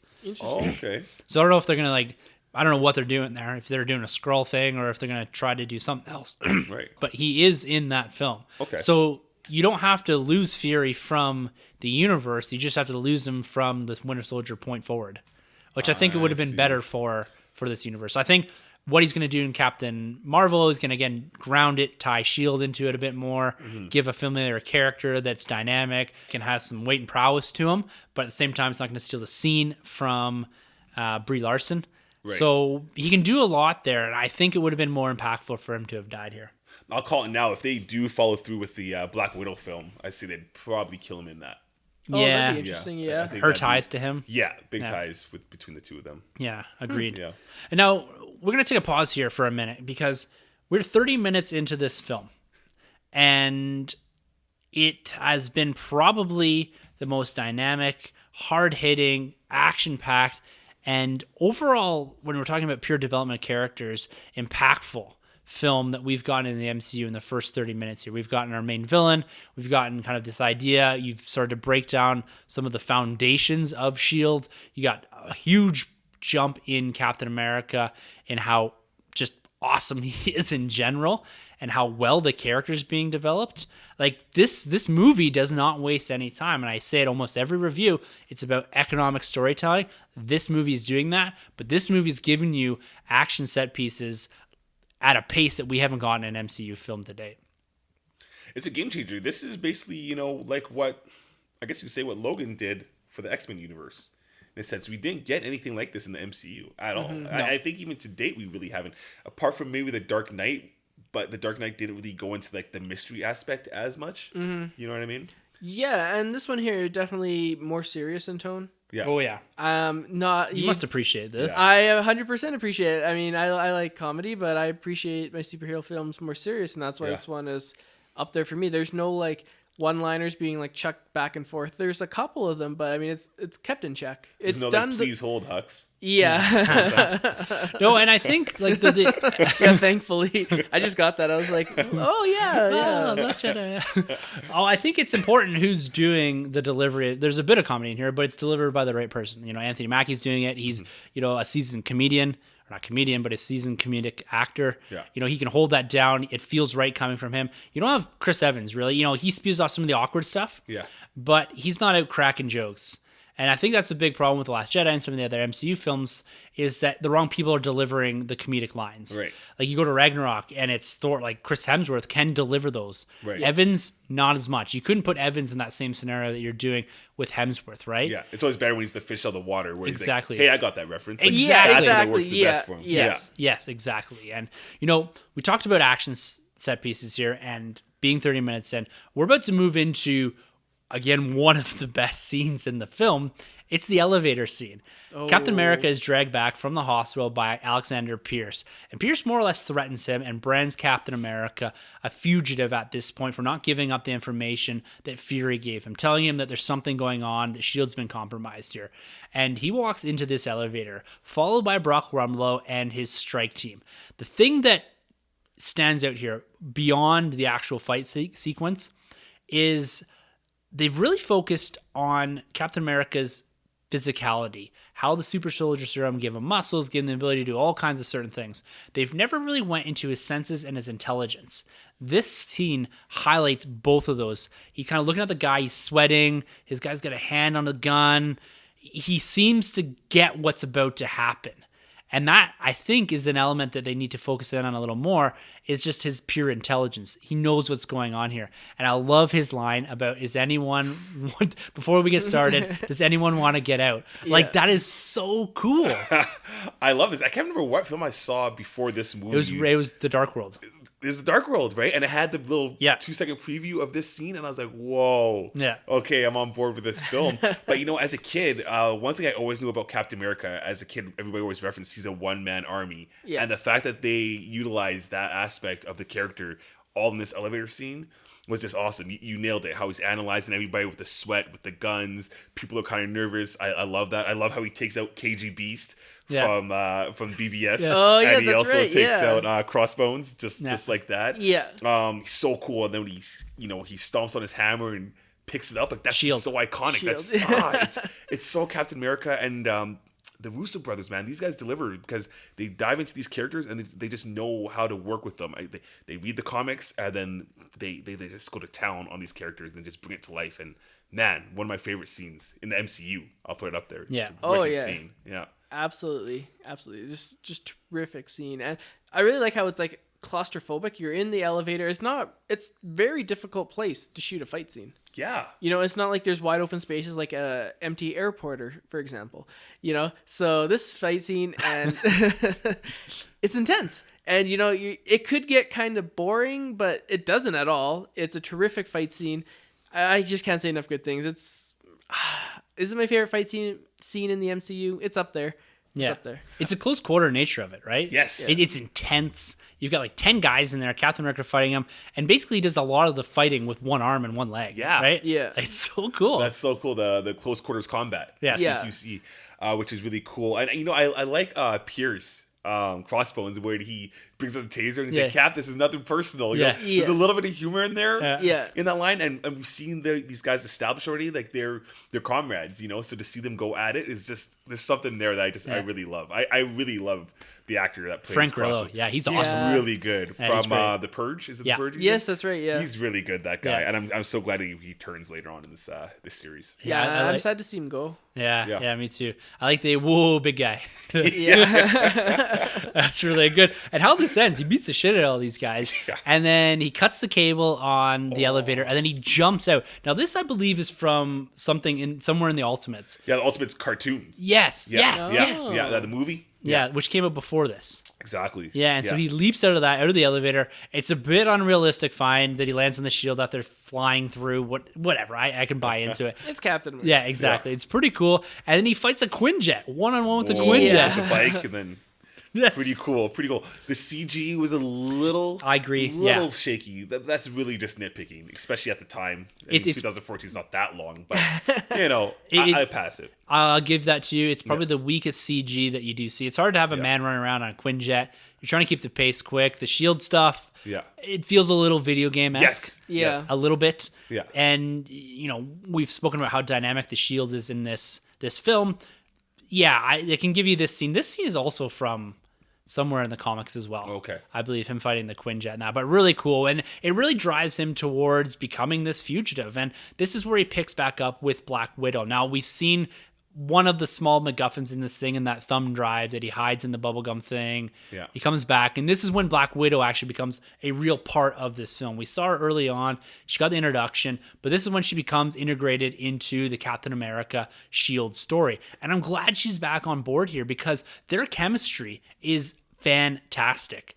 And I'm going to say it again, Troy. I'm going to quote you again here. This is her best film. Yeah. By far. And I love that they didn't make her or really drag on that, which side is she on? Is she with Fury? Is she with Pierce? Is she Hydra? I don't know. I like that they kind of just go, and he doesn't trust her, but they establish that right away. Okay, we're on the same side here. I do trust you. This is something, again, building this theme of trust that he reveals later on that, sure, yeah, I trust you with my life at this point. You've proven it to me. But I like having her back in the film, and this is a right spot to bring her in. If you tried to insert her somewhere else in this film, it might have felt a bit too congested. As they dismiss Fury, they bring back in Black Widow. Yeah. I love it. No, it's great. It's cool, especially to have like another Avenger. Yes. After seeing Avengers, we've seen these two work together before, so it's kind of cool that they're working together on a smaller scale. And again, Black Widow, the look of hers, this is the most comic accurate too. I would say she's looked as well. Age of Ultron, they did something a little kind of Tron-like, which is a little wacky with like the blue outlining. Mm-hmm. I didn't really like it, but I really do like what she does here. The clothing's pretty cool, and all around, Black Widow, man, kills it. Yeah, absolutely. But what if a lot of people wanted Hubba Bubba? Then someone would have got the drive, right? I'm just saying he should have picked like a cruddy product. Yeah. Hubba Bubba's great. Well, okay, as a sponsor buying or paying a whole bunch of money to have your product in here, do you want to be the one that says, no one's going to buy this Hubba Bubba, so I'm going to stick this very valuable MacGuffin behind the Hubba Bubba? Because the assumption is that no one's going to buy it. Right? Like you think they paid for that? Or you think they're like, you could put it, maybe like their competitor paid to put Hubba Bubba there. Yeah. Potentially. Hubba Bubba or Reese's Pieces. Yeah. And the nice thing here, too, about Black Widow re-entering the picture here is that she's able to provide a bit of background exposition on the Winter Soldier. She describes a bit of who he is, how he's a ghost in the community, and how she got shot by him. So it brings you a bit more up to speed. We've got this villain that's kind of lingering in the background. We're 45 plus minutes into the film, and we've only had about 10 seconds of the Winter Soldier, who is on the title card of this film. I'm not missing him at this point. I'm not questioning where he is, but I like getting these little seeds of information to help bring us up to speed. So when we fully get the reveal, it's like, okay, I know where Bucky was. I know the deal. I know his connection to Black Widow, Soviet Union, KGB. So they do a good job at building the villain in the absence of him being actually on screen. Yeah. And that's a cool thing with this villain is that because there's such a time span of how long Bucky's been out for, there's all these things that he's done in the MCU that we just don't know about. We've only scraped the ice or the surface of what he's done. Like, for instance, Tony Stark's parents, Black Widow. Like, who knows what else this character has done in the MCU? Yeah. And the one thing about Black Widow and Captain America here, do you remember when they were shooting this and there were some set photos of the two of them kissing on the escalator and people were losing their minds? They were so pissed that they were dropping Black Widow in and providing some sort of love story and all this. And it's just a way for them to throw off the strike team and all that. But I'm glad they didn't use her as a character that's there for a love interest for Captain America. They could have really easily fallen into this trope of we have this female character in here and she's doing this, but really it's Captain America. They love each other, all this kind of stuff. They did away with all that and gave her the presence that she deserves in this film. They gave her a lot of badass moments. She shows her intelligence here, again, developing the character. She hasn't had the opportunity really in any other film to show how smart she is. She's in there basically decoding this thing on the fly. Yeah. And she has all this perception about what to do, and you see her about how people feel and what you're doing in public. So again, diving into that espionage, that spy life that she's lived and bringing that and showing that to the audience. So I think it's really great they showed all of that and didn't just imply it or have her speak to it. Yeah, thank God they didn't dump her in and fall into the trope like you mentioned. Yeah. Because I think, especially at this point, the MCU is getting a lot of,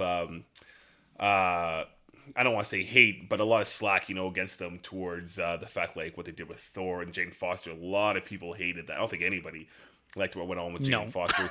It was okay with Iron Man and Pepper Potts. I don't think people minded, but I feel like with Cap, you don't need that love interest, and you can take your time with the Sharon Carter. That doesn't have to come anytime soon. Just little doses. So for this film to just slightly throw in the little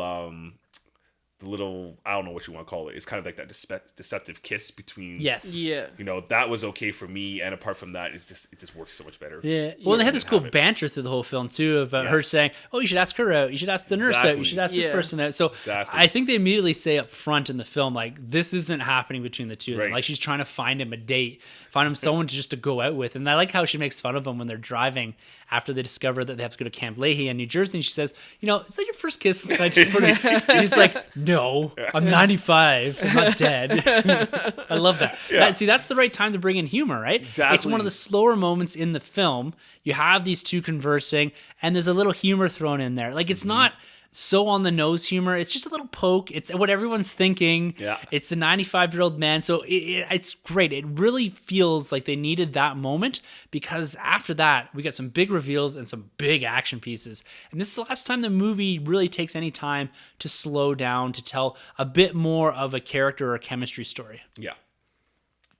And speaking of which, we're heading off now to Camp Leahy. So this is where Captain America was trained. So going back to where really it all began. And tell me, guys, the fact that they're able to somehow work in Arnim Zola into this film is fantastic. If you had told me this prior to seeing this film, that this character was actually going to be in here and work, I would have said you're crazy. Because Arnim Zola in the comic books is essentially this computer monitor with arms and legs wandering around. It's ridiculous. Yeah. And the fact that they could translate it onto screen and make it make sense is, again, brilliant. I loved Arnim Zola in here. Yeah, I did not see that coming. It worked so well how they did that. I mean, Zola and like MODOK are like the wackiest looking things in the Marvel world, and the fact they got to pull that off with him was just like, okay, I'm buying it. It's really cool. I like how it goes all the way back to our first Avenger. It ties it all together, and all around, it's a great scene. I like that they did that. Yeah, or how they did that. Yeah, I mean, talking about unfilmable characters, he's really up there. Yeah. I mean, I can't think of another one. Maybe like a Galactus, just based on scale, would not look good on screen. So that's why they made the smart decision to make him a fart cloud. But no, This is not seriously. in this universe. Yeah. No, seriously though, I think it was great, and I love how the computers were very 80s technology. Yes. You know, they weren't like modern laptops and stuff Yeah. like that. They're like 'cause- the size of a room. yeah. I thought that was great. Yeah. Captain America though should have been so confused. Like, what's a computer? But he said he was around for 2 years, and he said the internet, like at the Yeah. start when he's talking to Falcon, that's a great thing. Right. Yeah. And really the point of having Zola there, other than a nice tie back to Captain America and the first Avenger, played by Toby Jones, is that he provides all of the needed exposition to get you to the next part of the film. So he basically does the Hydra reveal that we've been in the background, we've been a parasite, we've been seeding chaos and violence, trying to get humanity to surrender their own will to eventually lead to Project Insight. So he wrote this algorithm that was being uploaded via the Lemurian Star through the satellite about how to target individuals that were going to put up resistance to Hydra, eventually revealing themselves and taking the reign of the planet. So I like all of that. At first I was like, oh no, when I rewatched it, I was like, this doesn't make sense. It's just an exposition scene. But they call it out. I'm here to distract you. Yes. Yeah. So they sacrifice Zola. They sacrifice that asset to try to kill Captain America and Black Widow. They fire this big missile at them. So it's a fantastic exposition scene. It's one of the longer ones we get in the film, but the reveal is great. We get reference to Tony Stark in here. We get reference to deaths, and there's so much. And they build again into the Winter Soldier that he's around when they wanted history to go a certain way. They called in the asset. They called in the Winter Soldier. Yes. So it's great. It's a ton of exposition, but it's really well done. Yeah, and exactly, and this is also why we've given the Winter Soldier effect. We made that claim because these little things makes the first Avengers so much better. You can now go back, pop in that DVD or Blu-ray, and then appreciate these sudden scenes more, these subtle scenes a little bit more. Yeah, because of that. Yeah. And you get this too with Zola and his experimentation on Bucky Barnes. Yes. It's kind of a throwaway scene in the first Avenger when Cap finds Bucky on that random table and he's kind of a bit delirious and all that. But they retcon that in a certain way to having Zola was experimenting on him, injecting him with stuff that gave him the ability to survive the fall, the big fall that he takes and loses his arm with. So it's a nice retcon. I don't know if that was done on purpose or maybe they put that in there as just a throwaway. Yeah. But it was great that they're able to say, no, look, Zola did this to Bucky Barnes, and it kind of gives him and Captain America the same upbringing. Right. Which is really nice. And really does connect the two films that much more so. Exactly. Yeah. And one of the few nitpicks, I feel like I gotta say something, is, and I've heard this before, that it's just more of a continuity thing, is when they kind of run out after getting blown up with a missile, they're about 10 feet underground, where in the actual S.H.I.E.L.D. thing, they're probably like 15 stories, right? So crawling out of that, him surviving that, fine. That, it's a nitpick because I feel like I gotta say something because I'm not going to say much else going forward. That's a super nitpick. Yeah, that's a very super nitpick. But I mean, when you have such a terrific film, you gotta find the little. There's stuff. nothing. It's something you just look at and you're like, okay, that's kind of weird, but it doesn't really matter. Yeah. And the next part, as we were kind of rolling through this film here, is we get the reintroduction of Falcon, and really the recruiting of Falcon into the cause of Captain America and Black Widow at this point. And they reveal eventually from Jasper Sitwell as to kind of the larger Hydra plan. So we're taking from what we got from Arnim Zola, and then we get the reintegration of Jasper Sitwell, who's been a character that's been present in Phase 1 of the MCU through a couple of films as well. He was in Agents of S.H.I.E.L.D. Actually, there's a nice tie to Agents of S.H.I.E.L.D. in this where Jasper Sitwell, the character, is sent off to the Lemurian Star from the TV show Agents of S.H.I.E.L.D. So there's kind of a nice connection there. So this is where we kind of get that main drop of Bruce Banner and Dr. Stephen Strange. We get the reveal of Senator Stern, who's from Iron Man 2, that he is also Hydra. So hail Hydra in here. It's a nice moment to bring Sam Wilson back into the fray, have him be impactful, but also introduces the Falcon suit, which is awesome. Now, this is directly out of the Ultimates version of that character, of it being more mechanized. Yeah. But I love to look at it. The CG is awesome, how he carries himself, what he's able to do a little later on with it. It's great. It's an awesome way to introduce it without having to go into full combat. You kind of throw Sitwell off the roof, have him pick up. You get this big moment for Falcon. He's not embroiled in battle. You get a moment with him, and it's like, wow, this is great. I love this character. Yeah, no, that's a great scene. Yeah, you mentioned the Doctor Stephen Strange. I remember the whole crowd was like, whoa. Yeah. Yeah. And I didn't realize how big Doctor Strange was, or at least known to that audience until that scene. So I thought that was really cool. We mentioned before, going back to Zola and even MODOK, like unfilmable characters or transitioning a comic book character. Falcon, his costume, Yes. it's looked 70s and it stayed 70s for a very long time. So to see them really take after the Ultimate line was a good decision. Oh, yeah. Going like early MCU, I really feel like they borrowed a lot yeah. from the Ultimate Universe. Not so much now because it's really become its own universe. So I do like the idea of them taking Falcon's suit and making it more real, because they've even done it even in the Netflix universe. You can look at those costumes and they're very like, they stand on their own. They don't look so like comic book like. Yeah. You know what I mean? So yeah, Falcon was a great design. I like what they did there. And when they threw him off the building, I actually thought like he was done. Yeah. But it's cool that Falcon came in there and took him. So Yeah. I like the Falcon costume as well. I'm just curious, is it the same technology as Vulture from Homecoming? no. They're different because they're very similar like designs. They're birds and they Yeah, have wings. Falcons are actually wings. That's what I thought they're gonna do with Vultures. Is gonna Yeah, be the I same. remember you But saying when that. you look at Vultures, it's actually like he has the wings, but he also has the propellers that are built inside too. yeah. Yeah. Kind of like the old helicarrier. Exactly. Oh, That's yeah. exactly what it is. Yeah, true, yeah, true. good call. Yeah. And now that we've got most of the reveals, our heroes have an understanding as to what the next step is. They take Jasper said, well, they're going to take him and have him reveal everything. But then we get the overpass sequence. Ooh. And man, this is our first full Winter Soldier reveal, him fully in action. And man, does it take off. The score, again, I got to call it out here. It picks up. It's intense. We get the screaming from the Winter Soldier presence. But it's so good. This fight scene with Hydra, with Winter Soldier, I'm a broken record here. It's probably our fourth big action piece in this, and traditionally when you look at the MCU films, you've got three. You've got one at the start to introduce the character, you got one in the middle, which is traditionally the best, and then you got your final battle. We're up to 4 here already, and they're all stellar.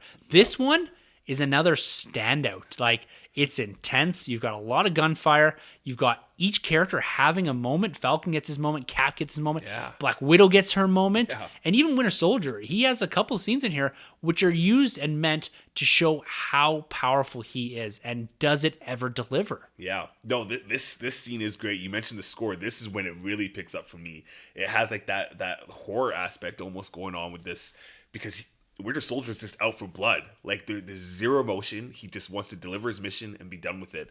The whole scene is so awesome. Again, that close quarters combat going on between Bucky and Captain America with like the knives going back and forth. Like all that stuff is awesome. This is the first time in the Marvel Cinematic Universe where we're really like the fighting's cool. Like Thor, it was never that great. It's the hammer being tossed around. It's very like Braveheartish that we've seen it a thousand times. Very comic book-esque. Yeah, right. And then Iron Man, it's like it's the repulsor beams over and over again. Yeah. But Cap here, especially this film, we really see some actual combat. I remember seeing the behind the scenes and actually seeing them do the choreography, and I just thought it's so cool seeing Sebastian Stan and Chris Evans really go at it and get it.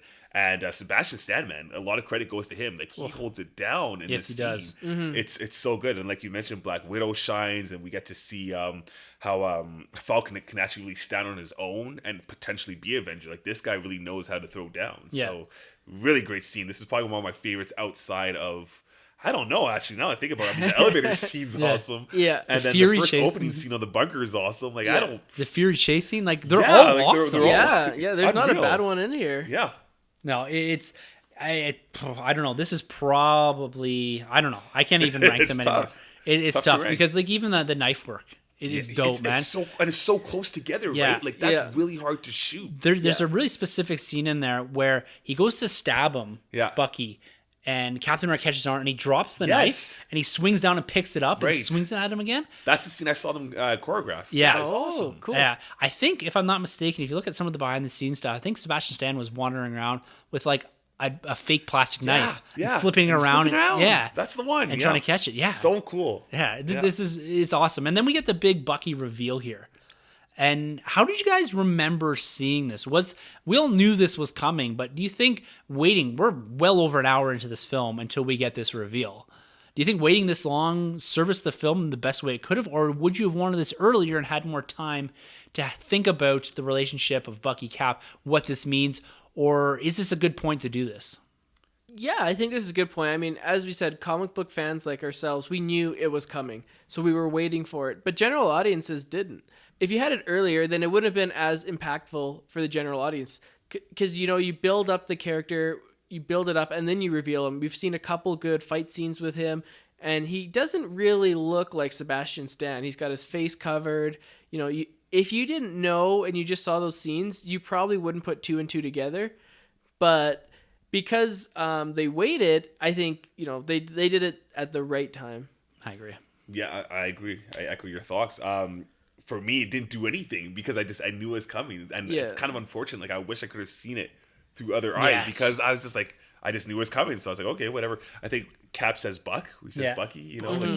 He stops too, right? It stops, well acted, well executed, but it just didn't do anything for me because we knew it was coming. Yeah, that's a reveal. One of those things that, although it was meant to be impactful, the audience that knew it was coming, you just didn't get that. Like, I agree with you. To see it through the eyes of someone that didn't know that was happening, it would have been great. I think the build was perfect. Yeah. You almost see it escalate quite nicely through the film. It's like he has this blurry vision of him.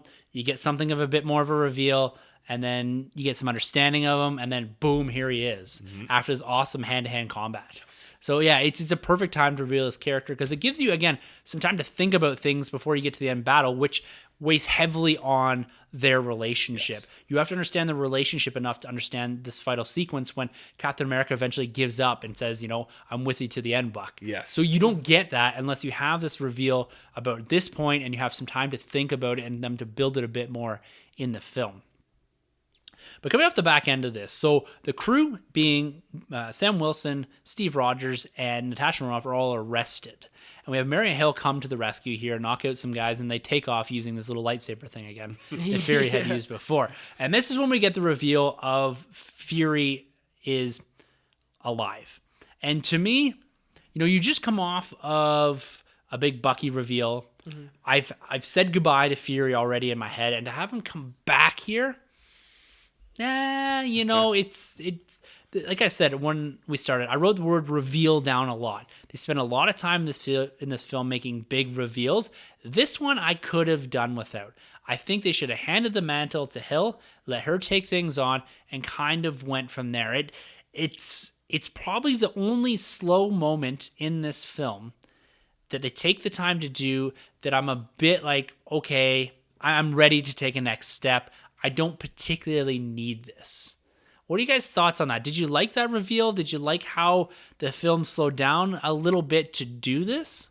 Well, I don't know if I was necessarily surprised that Fury came back. As a film, it makes sense to slow the pace down a bit after that high-octane scene that we just saw. So I get that aspect. We got to see a little cameo of, I think it's Anthony Russo. Yes, it is. The doctor? Yeah, that's cool. Yeah, interesting. I didn't know that. Yeah. When he's like over here, and it's the doctor that operates. So that's putting pressure. So that's a little cool, but it does lull here a little bit. But as a film, like I mentioned before, I think it makes sense to bring down it a little bit of a notch and kind of bring you up to date on what's going on. But yeah, not the best scene. Yeah, I mean, as I said, another fake death scene. So I could have done without that, but I thought the scene itself for a fake death scene was all right. Yeah. It wasn't anything earth-shattering. No, and at the end of the day, it kind of it's a means to an end, right? It progresses the narrative a bit. It gives you that last piece that they need to kind of progress into the final battle. Fine, they keep Fury around. Okay. I think it would have been more impactful, like I said, if he actually died and he could have done it with another character. But at the end of the day, let's move on to the next point. And this is really the big battle here. There's a couple moments in between here where we get some revelations about Winter Soldier. We see them scrambling his brain a bit, get some insight as to what they're doing, how they're using him as an asset. And then we more or less get kind of this full reveal that Alexander Pierce is, in fact, the head of Hydra. Like, they didn't explicitly ever come out and say that in this. They implied a lot. And him wandering into this room and having that moment, I guess, actually before Winter Soldier, before they sicked him on Captain America and Widow, him shooting his maid and all that. Yeah. We've got this guy in the background. So we've got kind of this multi-leveled Hydra, head of Hydra, Winter Soldier. So there's a lot of antagonists in this film. It doesn't ever feel overwhelming. But Pierce, he kind of just does his thing up until the end. He has a bit of a moment at the end. And I want to talk to you about another reveal if or when it could have happened. But our team here is now getting ready to suit up. And Captain America, in the absence of his stealth suit, any suits that he's had in the past, goes back to the original. What did you guys think about the throwback to the original Captain America suit and this beautiful Stan Lee cameo at the same time? Oh, I love the cameo. Yeah. I love his cameos. Every time he pops up is great. I love this suit. This one's my suit. For me, when it comes to the Captain America suits in the MCU, I go with Age of Ultron. I feel like that's the closest to the Marvel Now suit. And then my next in line is the classic First Avenger. I love this costume. This costume looks even a little bit better than the last film. Again, going to like the hue of the actual film, the lens. It's a little bit better. It's a little kind of brighter, but like a real tone at the same time. So I love it, man. And it makes sense that he'd go back to his costume because he's definitely not going to throw on that Blue Ranger suit from the Avengers. Yeah, no. Hopefully that's in his closet somewhere, never to come back. Yeah. That's for Homecoming. Yeah. But all around, it's cool. I like what they do. They got the crew. He has the crew of people that he trusts, right? Like, This is the crew. Mm-hmm. Yeah, I agree. Yeah. And then we go into this, basically the final battle here. We got Captain America. They kind of infiltrate into S.H.I.E.L.D. a bit here. We see Black Widow where she kind of goes into with the World Security Council and that tech reveal later on. But he really makes a plea here to S.H.I.E.L.D. saying, look, there's two sides to this. Hydra's infiltrated S.H.I.E.L.D., and then you have this really cool standoff moment where you have Emily Van Camp's Agent 13, who is eventually revealed to be Sharon Carter. And she's in there and they demand from the strike force an explanation. And then you have this really cool standoff. And I really like it. It's kind of S.H.I.E.L.D. versus Hydra. And you see how deep Hydra has sunk its teeth into, or its fangs maybe I should say, into S.H.I.E.L.D. And you see everyone stand up and then this gunfire. It's a really cool scene. I really enjoy that. And it's basically them saying, we're with Cap and Hydra's here. So it's kind of a cool way to juxtapose both the S.H.I.E.L.D. end and the Hydra end as basically the foundation of S.H.I.E.L.D. is crumbling underneath itself. And that was one thing that Steve Rogers came out with when they were kind of hatching this plan about we need to put these little chips into the big helicarriers to have them shoot at each other. He said, it's 0 or nothing. Hydra, S.H.I.E.L.D., I don't care. The whole thing's got to come down. Which was an interesting perspective from Steve Rogers, right? He's basically saying that this whole organization, good, bad, whatever, it's got to come down. Like this whole idea of S.H.I.E.L.D. and the espionage, everything's got to crumble. And that perspective, it kind of threw me a bit, but it does make sense after seeing what they're able to see through the whole movie with Captain America. It's all or nothing for him at this point. Well, yeah, it's kind of cool. And it's kind of him taking a little bit of a lesson from... is it Bryce? What's the head of Hydra's name again? Hydra. Alexander Pierce. Yes. It's kind of him taking his words. You got to take down a city to build a new one. Yeah, you got to, Right, in a sense. Or I'm paraphrasing there, but basically that's what he's doing here. Yep. So I like that. It's cool, like you mentioned, we got the Hydra versus the S.H.I.E.L.D. It's a little bit of like an Order 66 going on there, which is cool. And again, we get to see Crossbones do the cool like maneuver when he drops the gun. Yeah. Slices Sharon and then grabs the gun at the bottom. I love that. Like that's so cool. So all around, it's a great scene and it's like a slow build into like the final battle. Yeah. I really like what they're seeding here. Yeah. All right, this final battle though, it's another huge set piece. This is by far the biggest piece we get in here. We got these 3 helicarriers in the air, really cool CGI. We've got Alexander Pierce here watching over this, very much like the Emperor watching over the battle in Return of the Jedi. Right. I really like that. It's kind of right out his window there. We've got Captain America and Falcon doing their thing. It's intense. It's a lot of fun to watch. And I'm loving it. Again, it's capping off this movie with another big action piece in a movie filled with them that were much more close quarters. This really blows it up and makes it a bit more of a citywide thing, which is the first time we're actually seeing anything like this. And overall, Falcon does great things. Cap does awesome things. Black Widow, like I said before, has this nice reveal. We have Fury coming back into the fray here. And overall, I think it's a great way to end this film. There's intimate moments. There's very big moments. And to me, it's brilliant, just the way they cap all this off. Yeah, no, it's great, and it's a nice turnaround from, like, especially in this day and age. I feel with the end battle scenes, you know, even if you go with Iron Man 1, Wonder Woman, there's been a handful, not just Wonder Woman, but there's been a bunch of these movies, Guardians of the Galaxy Volume 2, where we get these big showdowns and they just turn into a hot mess. Yeah, this was like a nice scale and is an intimate battle between two bros, basically, and the crowd can feel the weight going on between them. Meanwhile, you know, Falcon's doing his thing too. There's like a high octane action scene going on over here, but then there's like a intimate battle going on over here, and then you have Black Widow shining. Like, you know, the Russos again spreading out the action pieces between the three and really gets the sense of these characters. It's really great what they do here. Yeah. I mean, this film didn't have the largest budget. I don't even know. I think it was probably less than like Iron Man 3 and probably, and Thor the Dark World, but I mean, they've done so much with their budget. You could tell they probably saved a bunch for the final battle because that's kind of like their grandiose set piece. But you gotta give them hats off. All the action scenes have been great. The one thing is, I gotta say, you know, at the end with Cap and Bucky, you know, they're going toe to toe, then Cap stops and he goes, you know, I'm with you to the end, Bucky. Like, come on, man. I mean, okay, if you guys are ragging on Martha, you guys got to rag on this, right? I mean, this is the exact same thing. No, because Superman and Bruce Wayne didn't grow up together. They don't got that chemistry like these two, man. Yeah, but I mean, it's the same thing. It's just the one. It's like saying something, and then it's the everything behind that line. You know, it's the in this one here they grew up together, but like Winter Soldier has his mind like controlled. He's had it wiped. He's not Bucky at this point. But that's the point of the line. It's something that they go back to, and that's the only flashback that they do in this film, is Bucky says that to him, right? After his parents die. So it's a significant moment in the life of both of them. Mm-hmm. And he's trying to jog his memory, right? And so saying something like that he'll remember, he'll think about, because he's punching the crap out of him, and then he says something like that and he stops. So it triggers something in his mind. So he has this awareness or this want or need that Bucky is still in there somewhere. And how do you drag someone out? You give them a memory that was significant for them. Outside of that, he could have said anything, right? He could have said, like, I don't know, remember that battle we were in or whatever. But that's not a significant memory because he's been through a lot of that. It's about reconnecting on a very intimate and personal level. A significant memory after your parents died. A one word. Where did I hear that again? Yeah, but it's less about well, it's not like the group. I don't know. I don't even want to get into this, but it's more about the connectivity between the two of them, about sharing something other than a name, right? No. It's not like he just says Sarah and like that's Captain America's mom's name. It's not like he said, oh, you know, you were there for me when Sarah died. What did you mean, Sarah? Like, you know what I mean? Like, it's not. That would have been better. It's not that. It's about something that they have invested in a shared moment in.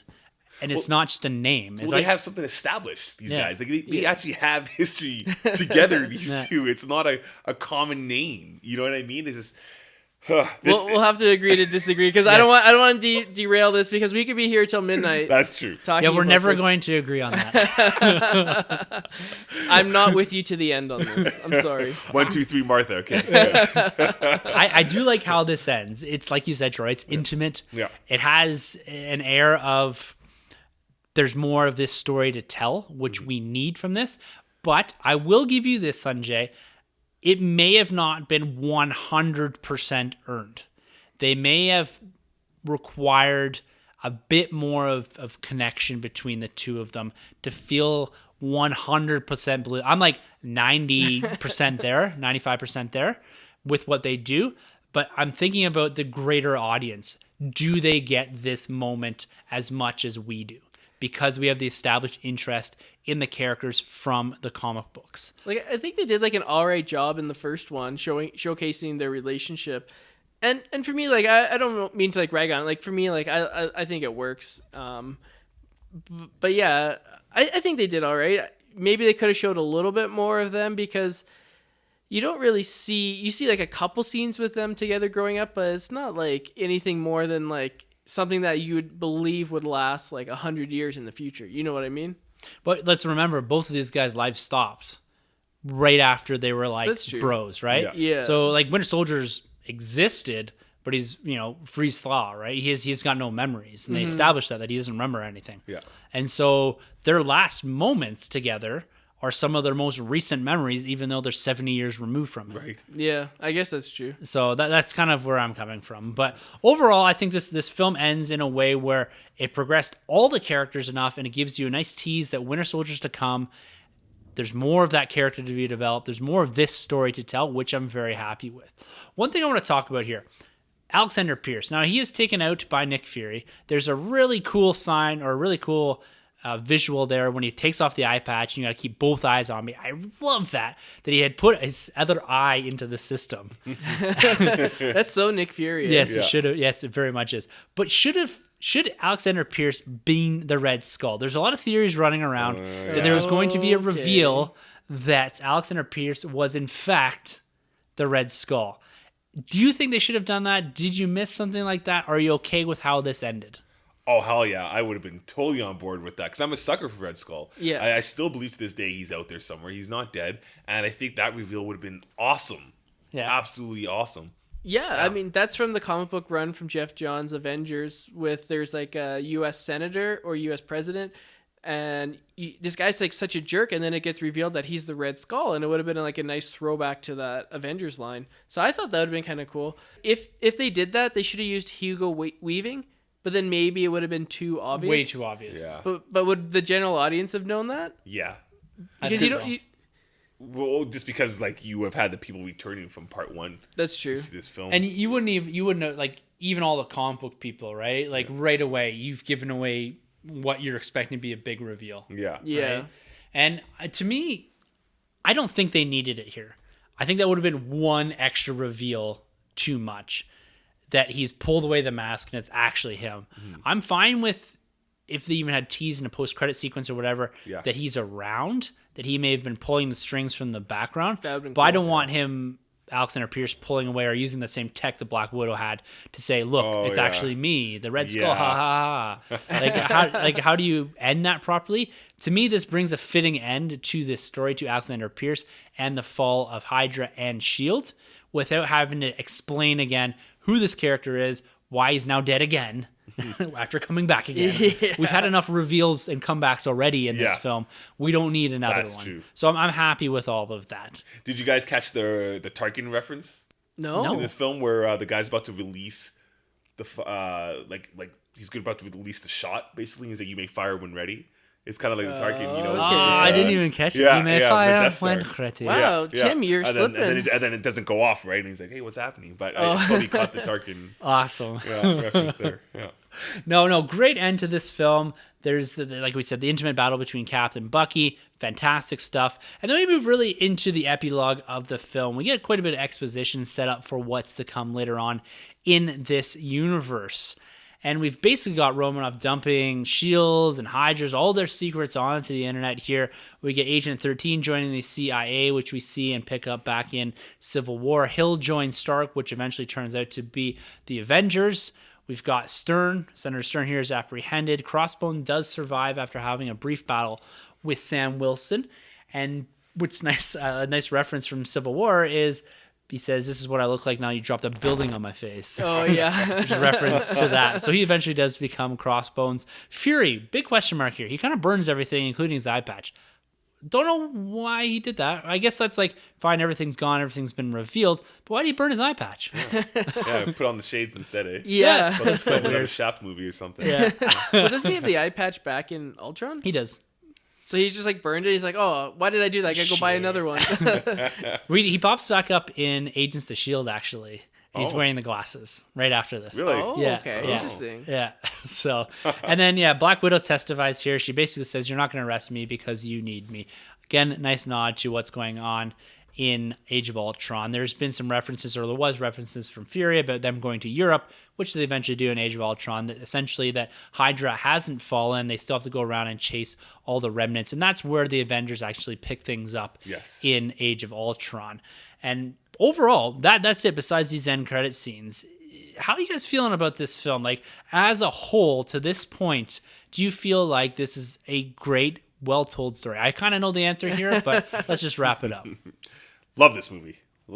It's up there, man. It's in my top 3. It's tough. Today it might be my number 1. Tomorrow could be my number 2. It always bounces around, but it's definitely here to stay. I think this is the right direction of the MCU. I think they really needed this film. I don't know if the MCU would be necessarily where it is exactly if we didn't get more films like this. You can kind of see inklings of this film even going into Black Panther. Yes. Right? So I think this film does some really great things, and a huge step for the character of Steve Rogers and Chris Evans. I really like what Chris Evans gets to do with this character in this film. He takes one step closer to just being the all-around Captain America that we all want and need. So, man, pound for pound, I love this film. Totally recommend it. This is, so far in the Retrospective series, this has been my favorite movie we've reviewed so far. Yeah, I would have to agree with a bunch of those sentiments, actually. This is a terrific film. My favorite in the MCU so far, from the Retrospective series that we've been doing, excluding Black Panther, which I guess is part of the Retrospective series. But the true Retrospective. Retrospective series, yeah. Up until this point in time, is my favorite MCU film. A lot more serious. The fights were more realistic. Awesome. This is like a throwback film, a great action film, where you could have had this film, and it didn't necessarily have to be a superhero film, and it could have still been a great film. And that's the mark of a true film. This is an amazing film.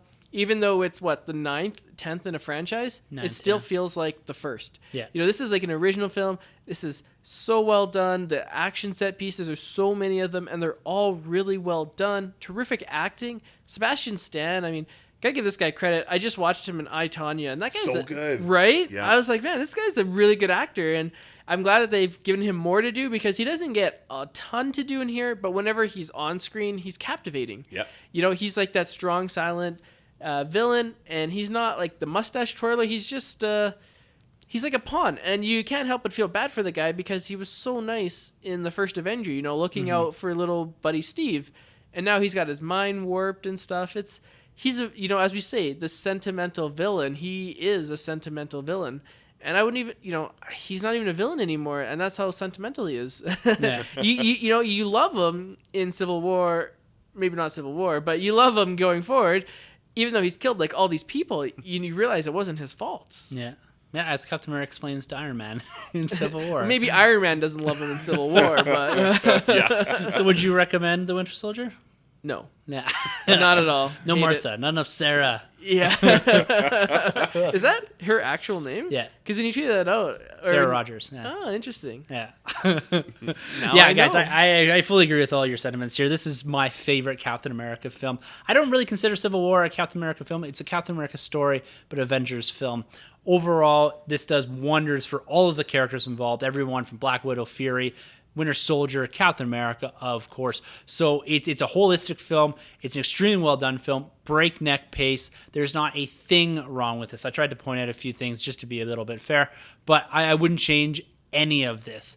It really propelled Captain America, Steve Rogers, to being the pinnacle character of the MCU. Coming out of Winter Soldier, it's no longer Iron Man's show. It is Chris Evans' show. It is Captain America's show. And it exists that way up and even till these more recent Infinity War trailers. Captain America is the heart and soul of the MCU, and this movie is what did it for him. So 100% recommend for Captain America, the Winter Soldier from my end. Full props to Anthony Joe Russo, the writers here. Everything is on point. I'm happy that we're getting this crew moving into Avengers Infinity War. It gives me the utmost confidence that they're going to deliver an absolutely stellar film. And hopefully, if we're going to conclude some of these arcs, a really good conclusion for characters like Captain America and Iron Man. Overall, that wraps up our retrospective review of Winter Soldier. But let's talk quickly about the two end credit scenes. One setting up Age of Ultron and one setting up what's going to happen in Civil War eventually. We get Baron von Strucker. So he's a Hydra agent here. He proclaims the Age of Miracles is happening, and we get a nice tease of Loki's scepter from the Avengers, and also the twins. We get Quicksilver and Scarlet Witch with their first appearance in the MCU. So this is probably one of the most dense after credit scenes that we've gotten in quite some time. It's directed by Joss Whedon, and it threw a lot on the table for the following year's Age of Ultron. Yeah, I remember this one. I wasn't feeling it. I wasn't feeling it at all because I was like, what is going on with with the twins. I felt it was weird, like the angles we got, like the power sets were off. I didn't know what was going on. It was shot kind of weird. I never just not feeling. I already knew they were coming because remember there's the controversy. I'm pretty sure at this time there was with Quicksilver and then the Fox one going on. Yeah, and I think it was Marvel that was forcing their hand at having Quicksilver. And it just didn't work for me. I didn't really like it that much. And then I saw the Scepter. I thought that was kind of cool, but I just never seen them in the cage. And I was like, this is weird. After coming off the heels of this movie, it is just weird for me. Yeah. Yeah. I haven't seen it in a while. I really liked it. Yeah, for me, I actually kind of dug it. It was the reveal of the two twins, which was like, okay, like they're going to be in there. I didn't really know that they're going to be in Age of Ultron. And, you know, it really does a good job setting up Age of Ultron. And if you don't watch this, when you watch Age of Ultron, you kind of be like, what's going on? So this is actually a pretty crucial end credit scene. A lot of the times they just throw them away nowadays. Yeah. Like, look at Homecoming. Like, the Captain America one was kind of funny, but I was like, man, this is like when they still gave us something and they still tease the next movie. And this is like a perfect, you know, bridge between Winter Soldier and Age of Ultron, because Guardians, while it is in between, it doesn't take place in the same timeline. So you can kind of remove that and watch that earlier or later. So yeah, I think this was a crucial scene. I can't remember. Does it explain much of their origin? No. Or like, do we even know much of their origin? It's basically through the Miracle? Mind Stone. Okay. Yeah, like they couldn't use the mutants. They couldn't use that. Exactly. Right? So they use the miracles and that. Right. And you know, this is probably one of the last ones that isn't a direct yank out of the film it's actually in, because like Civil War, I can't remember what was it, Ultron or whatever that they teased, or no, Ant-Man maybe they teased Civil War in. And it's just a scene from Civil War that had Ant-Man in it, right? And so this is a fairly big setup. And one of the last times they used a film to set this up, because this scene isn't in Ultron. No, which is surprising. Yeah, and you get basically the explanation of it. Quicksilver and Scarlet Witch look way different in Age of Ultron. Yeah. They never explain why Quicksilver has white hair or anything like that. But anyways, it doesn't matter. It's because his dad, Magneto. Schmeck, schmeek, schmo. Yeah. And then the final post-credit scene is just the Winter Soldier Bucky visiting back at the Smithsonian, the memorial in his honor. So again, he's jogging his memory as something bigger. So yeah, teases something way bigger to come, and we get all of that in Civil War. Yeah. All right, gentlemen. Well, that pretty much wraps it up for our Captain America, the Winter Soldier review. Full roundtable of recommends from us here. Of course, you could have gotten that from basically the opening sentence in this retrospective episode. We'd like to thank you guys for tuning in, and if you'd like to be a bigger part of this retrospective series, which is winding down very quickly, we got 3 more movies to review, which is going to be a bit of a task before Infinity War, but we will get there. We promise to get something out to you guys, at least in the build-up to Infinity War, which comes out at the end of April. They've given us one less week. Those jerks. Yes. But if you'd like to be a part of this, you can always email us at thenerdroom@gmail.com. You can hit us up on YouTube or Facebook. You can contact us through the nerdroom.net. Just click contact and hit email us, and we'll get an email directly from you guys. Or you can always hit us up on Twitter. Our handles are at the end of the episode. So until next time, where we'll be reviewing Guardians of the Galaxy Volume 1 for the MCU Retrospective Series, I'm Tim. I'm Troy, and I hope you guys, by the time you hear this episode, got your tickets for Infinity War. Yes. Because you got to take this journey with us. Oh, yes, yeah. definitely. They're going to be sold out if you're waiting till now. Yeah, they're going to be gone. Yeah. You can hear us all. This is going to be actually air after Tuesday's episode review of Infinity War, but hopefully you've gotten there and listened to our Infinity War review when it does come. And I'm getting my tickets for Infinity War. But I'm also Sunjay. And thank you guys for entering the Nerd Room for the MCU Retrospective Series. This has been a Nerd Room podcast production. You can find our hosts, Tim, Troy, and Sunjay on Twitter at TheNerdRM, TroyTheBoy87, and Sunjabby. For more content from the Nerd Room, check out thenerdroom.net. And don't forget to subscribe to the Nerd Room on iTunes, Podbean, and YouTube. Be sure to head over to StarWarsCommonwealth.com to find more podcasts in the Star Wars Commonwealth Podcast Network, including Talk Star Wars, Tumbling Saber, Generation X-Wing, Rogue Squadron Podcast, Skyrim's Podcast, and San Diego Sabres. Follow the Star Wars Commonwealth on Twitter at SW Commonwealth and take your first steps into a larger world.